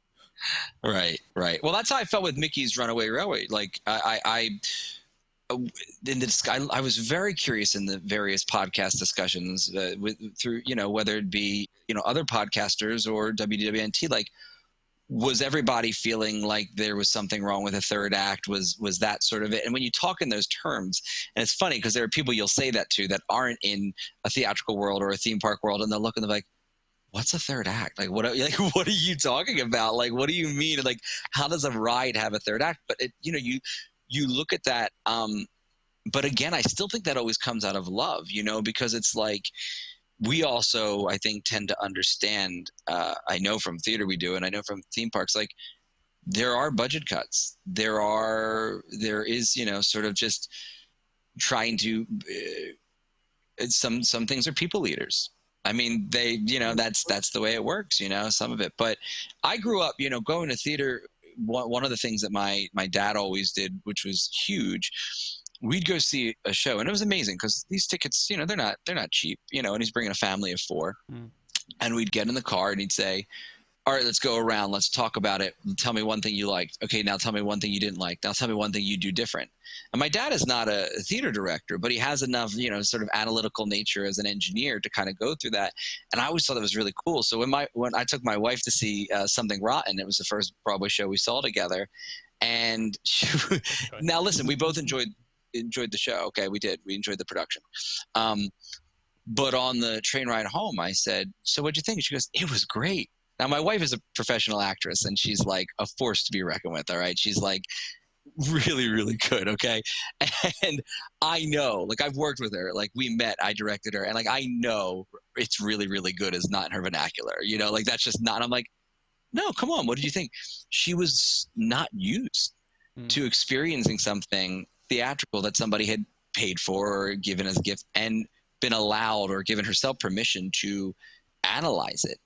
And that's my favorite thing to do, you know, especially with her, like as my partner, like to discuss things in that nature. Like that's where the fun is, as long as you don't lose sight of the fact that like a ton of work and a ton of money and a ton of talent went into putting this together. There it is, you know? So, I mean, I love that. I would hate to take the joy out of that. The being critical, back to your original question, to me is the fun. Unless it's so bad, like, you know what I mean? Like, unless it's so bad, you're like, I can't even have fun with this one. Like, it's not even worth, but rarely, I think, do I ever experience anything like that. I always really enjoyed because since my parents did theater, I could do a show and be like, what did you think? And they could say something. Although sometimes they're like, it was good. And I'm like, can you please say something other than it was good? Like, I was good, but like we could, you know, so they would talk about it. And it was always nice to be able to talk about theater and they knew what I was talking about. And Rob taught his parents about theater. Rob has an accountant mother and a computer engineer father. Yeah, okay. They're really into it now. Yeah. Now they can like name professional lighting designers and stuff. And I'm like, I don't even know what you're talking about. And they, but that's because we spent the time, and they are so invested in in me. I will say that, like, they're very invested in me. So they took the time to learn and to ask questions, which was always really nice. And I would answer, and we would just have that open, trusting conversation. But now they actively look forward to, okay, where are we going after we see the show that you did?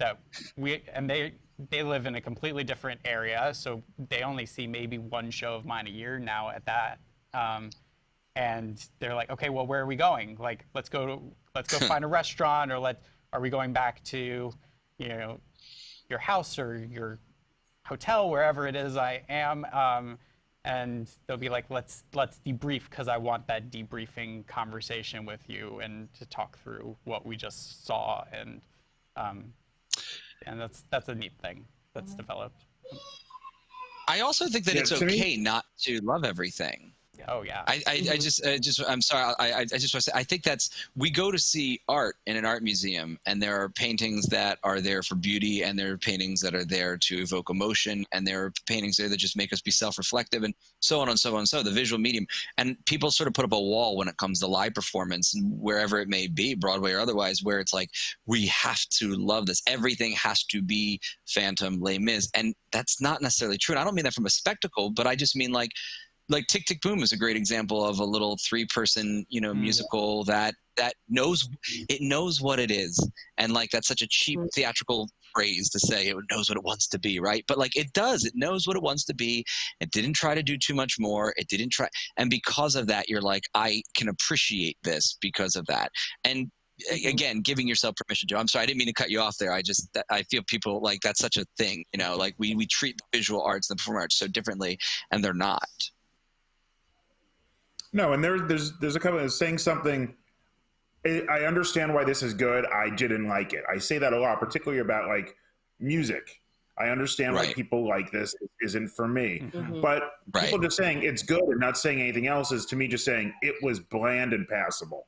Like, if you just say it was good. Yeah. Okay.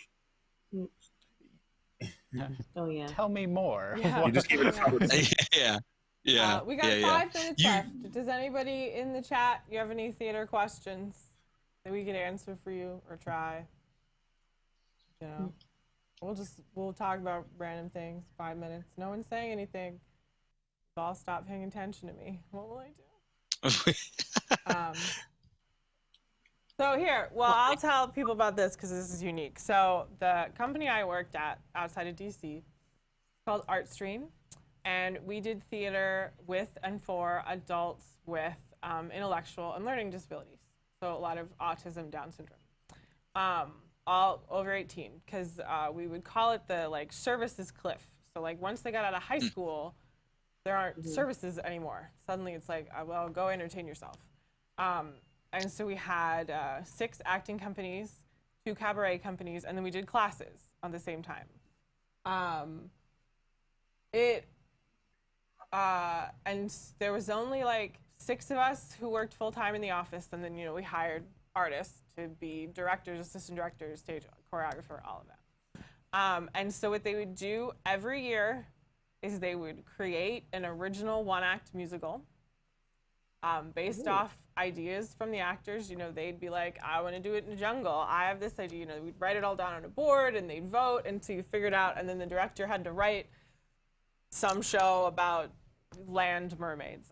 You know, weird stuff. But, you know, and so they'd rehearse and stuff like once a week for like 6 months. You know, it was like you had a class every Tuesday, Thursday night. And then we would perform for 2 weekends. And so we had 2 companies in each location. It was Gaithersburg A and Gaithersburg B. And one would be like Act 1 and one would do like Act 2. You know, different stories, but you're doing the shows. And it was an amazing experience. You want to see, you know, theater positively affect people's lives. And that was it. You know, they loved it. I mean, coming to rehearsal was the highlight of their week, and they would be so excited about like, I'm gonna be this character, I'm gonna do this song, and I'm gonna do this dance. And you work to like their abilities. You know, some can't speak very well, some can't move very well, and you're like, okay, well, Cecilia, you're the queen, and you sit on a throne, so we're good. And you know, they do these little 45-minute shows, and they were amazing. And sometimes they were so creative. You're like, I would never think of this, you know? And they would do improv to create the stories. And the director, sometimes they'd just say something, and, you know, it was like, that's hilarious. We're adding that to the script right now, because they just so authentic in a way of like, I'm just gonna, this is what I'm thinking right now, and I'm gonna say it out loud to you. But, you know, it's teaching, you know, improv skills and, you know, social interaction and stuff is really the big thing. And, you know, we'd go and we'd perform at professional theaters, and, you know, mostly their parents would just come 6 times, but, you know, they'd bring friends. And I had seen other people who it's like they just happened to come and they're like, that was amazing. Like, that was just, you know, and we would hire like theater, Rob lit shows for us multiple times. I started as a stage manager. Mandy asked, is this a national thing? No, it's just, it's in, they work in Maryland and Virginia. It's called ArtStream. It's amazing. If it was a national thing, I'd be working there, I suppose. I don't know. And so I was we called it theater manager, because then we had someone who did the classes. But it was really funny, because in the office, you know, we had an accountant, and we had like a woman who came from, I think she ran hospitals or something, you know, and that was the CEO. And we had a marketing director. And, you know, you have all these people. None of them were theater people. I was the only theater person who worked for this theater organization. No one had any idea what I was talking about. I like texted, you know, the program manager one time, because it was like, I'm gonna need you backstage. Wear blacks. And she's like, what? What are you talking about? And I'm like, oh, all black clothes. And one time I needed her to go pull a curtain, and I'm like trying to explain without using any theater terms. Like, okay, so you go backstage and go along the back, and you're gonna find a pulley. You pull the rope, and the curtain will come out. Because I'm like, she doesn't know what I'm talking about. I eventually had like a class with, you know, the management office people, and I made like a little booklet of like, these are theater terms. Here's a picture of a stage. This is stage right, stage left, and downstage and upstage, you know, and this is a wing. This is a crossover, this is a travel, this is, you know, and we went through this whole thing, because it was like, they don't know, and, you know, they're trying to talk to the artists, and there's this communication gap. But it was amazing, and they're doing all their rehearsals via Zoom at the moment. The shows have all been canceled for this year because, you know, and they're, you know, sad, but you want to keep them interacting, so they're doing Zoom rehearsals and stuff, and hopefully they'll be able to start in the fall, and they're just going to do the shows that they wrote this year. But they'll have like an extra year to basically work on them and finesse them. And so my mom's in the cabaret company, where they don't do an original show, they do, you know, pre-existing songs. Like, I want to sing a song from Wicked. I want to, do this, and they'll have like a theme. And it's amazing. I mean, that was one of the most amazing, rewarding experiences that I had. It was hard. Like, it was a really hard job, but it was amazing. You really saw how theater positively affected people's lives, which is what you want. That's amazing. I was always like, I love theater, but I like happy theater, as I've said multiple times. And I'm like, I want to have an impact on people without us having to do a show where, like, you have to cry. So we're doing a show about a grocery store heist. But you see, the positive impact on the actors, and they've learned their lines, and, they're really into it, and they've improv'd, and they've created this thing.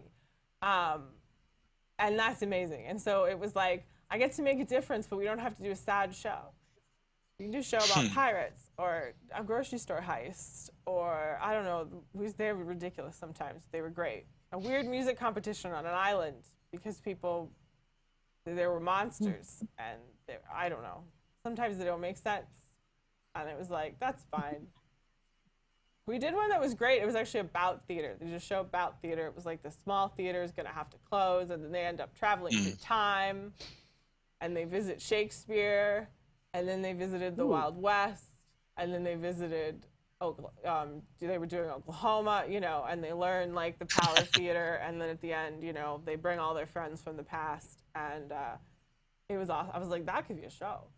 Yeah, it sounds like a good. Maybe it's on their website. Yeah, you can watch, like, recordings of shows and stuff. It's a great organization. I miss them. I'll talk to the program manager and what's happening. A couple of our students have had coronavirus, but they've all recovered, so that's nice.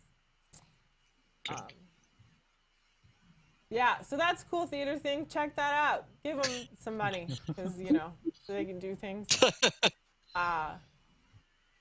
Yeah, and theater's cool. And it's a little past 2 o'clock. So, does anyone have any closing words? Thank you all for watching. Yeah. Yeah, thanks for joining us as we rambled about theater. I enjoyed it. I'm sorry for those, like, 2 people that didn't. Forget you. Yeah. Mandy said the theater is cool. Literally take a sweater with you. Theaters are cold. Like, they just are. Because the actors are really hot on stage with the lights.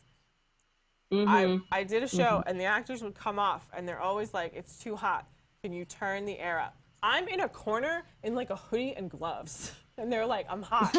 And you're like, yeah, I'll do that for you. And you do nothing, but they go back to the green room, and they cool off, and they come back and be like, that's so much better. And I'm like, I'm so glad. I'm freezing cold in this corner, but, like, I'm happy that you're happy. Theater's cold. Same thing in restaurants. People don't understand that the AC is so high because of the kitchen. Yeah. Yeah. Absolutely. Yeah. So that's theaters are cold. Bring a sweater. Florida buildings are just cold, so bring a sweater. It's a weird world of, like, I have to go inside and put a coat on because it's cold. Thank you, person who said I'm not annoying, and the discussion was great. I appreciate that a lot. So thanks for joining us. Thanks for watching. If you're enjoying the things that we're doing here at WDWNT, consider becoming a WIGS member on Patreon. For as little as $2 a month, you can get extra content like post shows, and Jason's uploading, like, full PDFs of old documents, and we're going to continue doing watch-alongs for the WIGS, like, once a week. So that'll be cool. And if you can always do the super chat, and we very much appreciate those of you that did super chats today. That's very nice. I like to be fed, and yeah. Someone made a joke on News Tonight the other week where I was using, like, a penny and a nickel to, like, mark these cards, and they were like, oh my god, it's Colleen's whole salary. In the chat. It was funny. I laughed. It was sad, but it was like, so cool. Yeah. So, okay. Thanks for joining us. I'm hoping that we can do this during the marathon show in November, because, yes, like, why not? I'm so excited. I'm excited for the marathon show in a way, because I'm like, I could schedule it today. We have all these new shows. I'm like, we're done. We got enough content. I don't have to like, I just can be like, what time do you like your show? I have 20 shows. Everybody gets 2 hours. Done. And I used to have to stay up for 48 hours straight as opposed to what we do now. That's the only thing is someone's going to be doing their show at like 4 in the morning. I did a puppet show last year at 4 in the morning. It was fun. Well, someone said it's double my salary. Okay, thank you for joining us. Thank you for joining us, Ron, Laurel, Tad, husband. And thank you all for watching. Oh, I forgot to do a thing. Oh no, I don't know where it is. Oh, the schedule? Yeah. Okay, guys. Pressing issues tonight. Pressing issues is tonight. I didn't make a new one. Oh, I'm so bad. Tomorrow morning is Parks Countdown? Yeah, hold on. I'm going to pull up my sheet. Guys, I'm sorry. I forgot to make this graphic. Like, I meant to, and then I forgot. But I can look at it. I have the old graphic, but all that has is, like, tonight, tomorrow. Pressing issues tonight at 8. Pressing issues does continue, even when we stop live shows, because Pressing Issues is a show now. It'll go on forever. 8 p.m. I think they're going to talk about City Walk. So that'll be cool. Monday morning at 11 a.m., Tom is going to rank the Disney parks. Which I'm sure we all know actually what that ranking would be right at this moment. We could just do it. Monday night, every Monday night, we have Cosmic Read Live with Chris Reed playing music and stuff. So that'll be cool.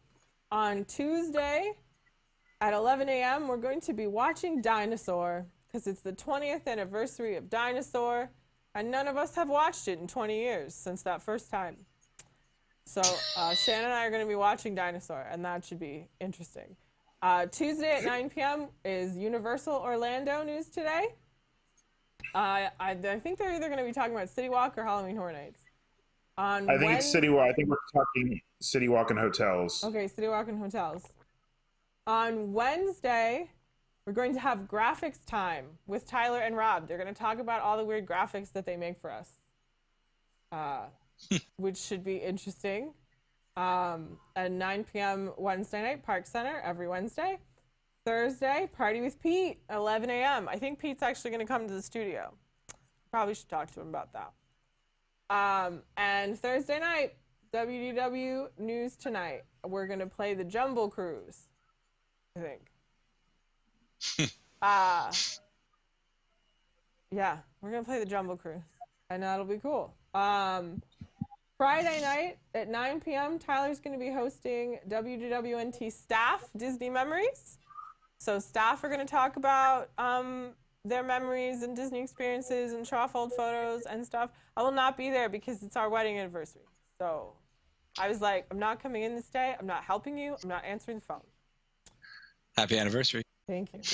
And then we just have 1 week after that. So I guess we just have like 2 weeks left now.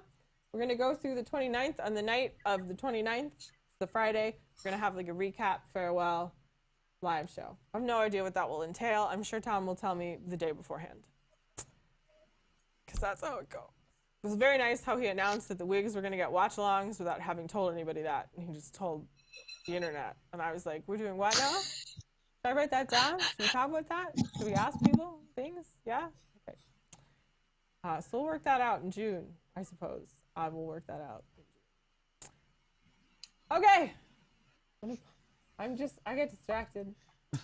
Thank you for joining me. You guys, the internet, the people who like me. Have a great day. Watch Pressing Issues tonight, and I'll be here tomorrow. I don't know if I'll be on screen because I don't know if I care to talk with Tom about this, but I should stop talking. I'm just rambling. Bye. I love you.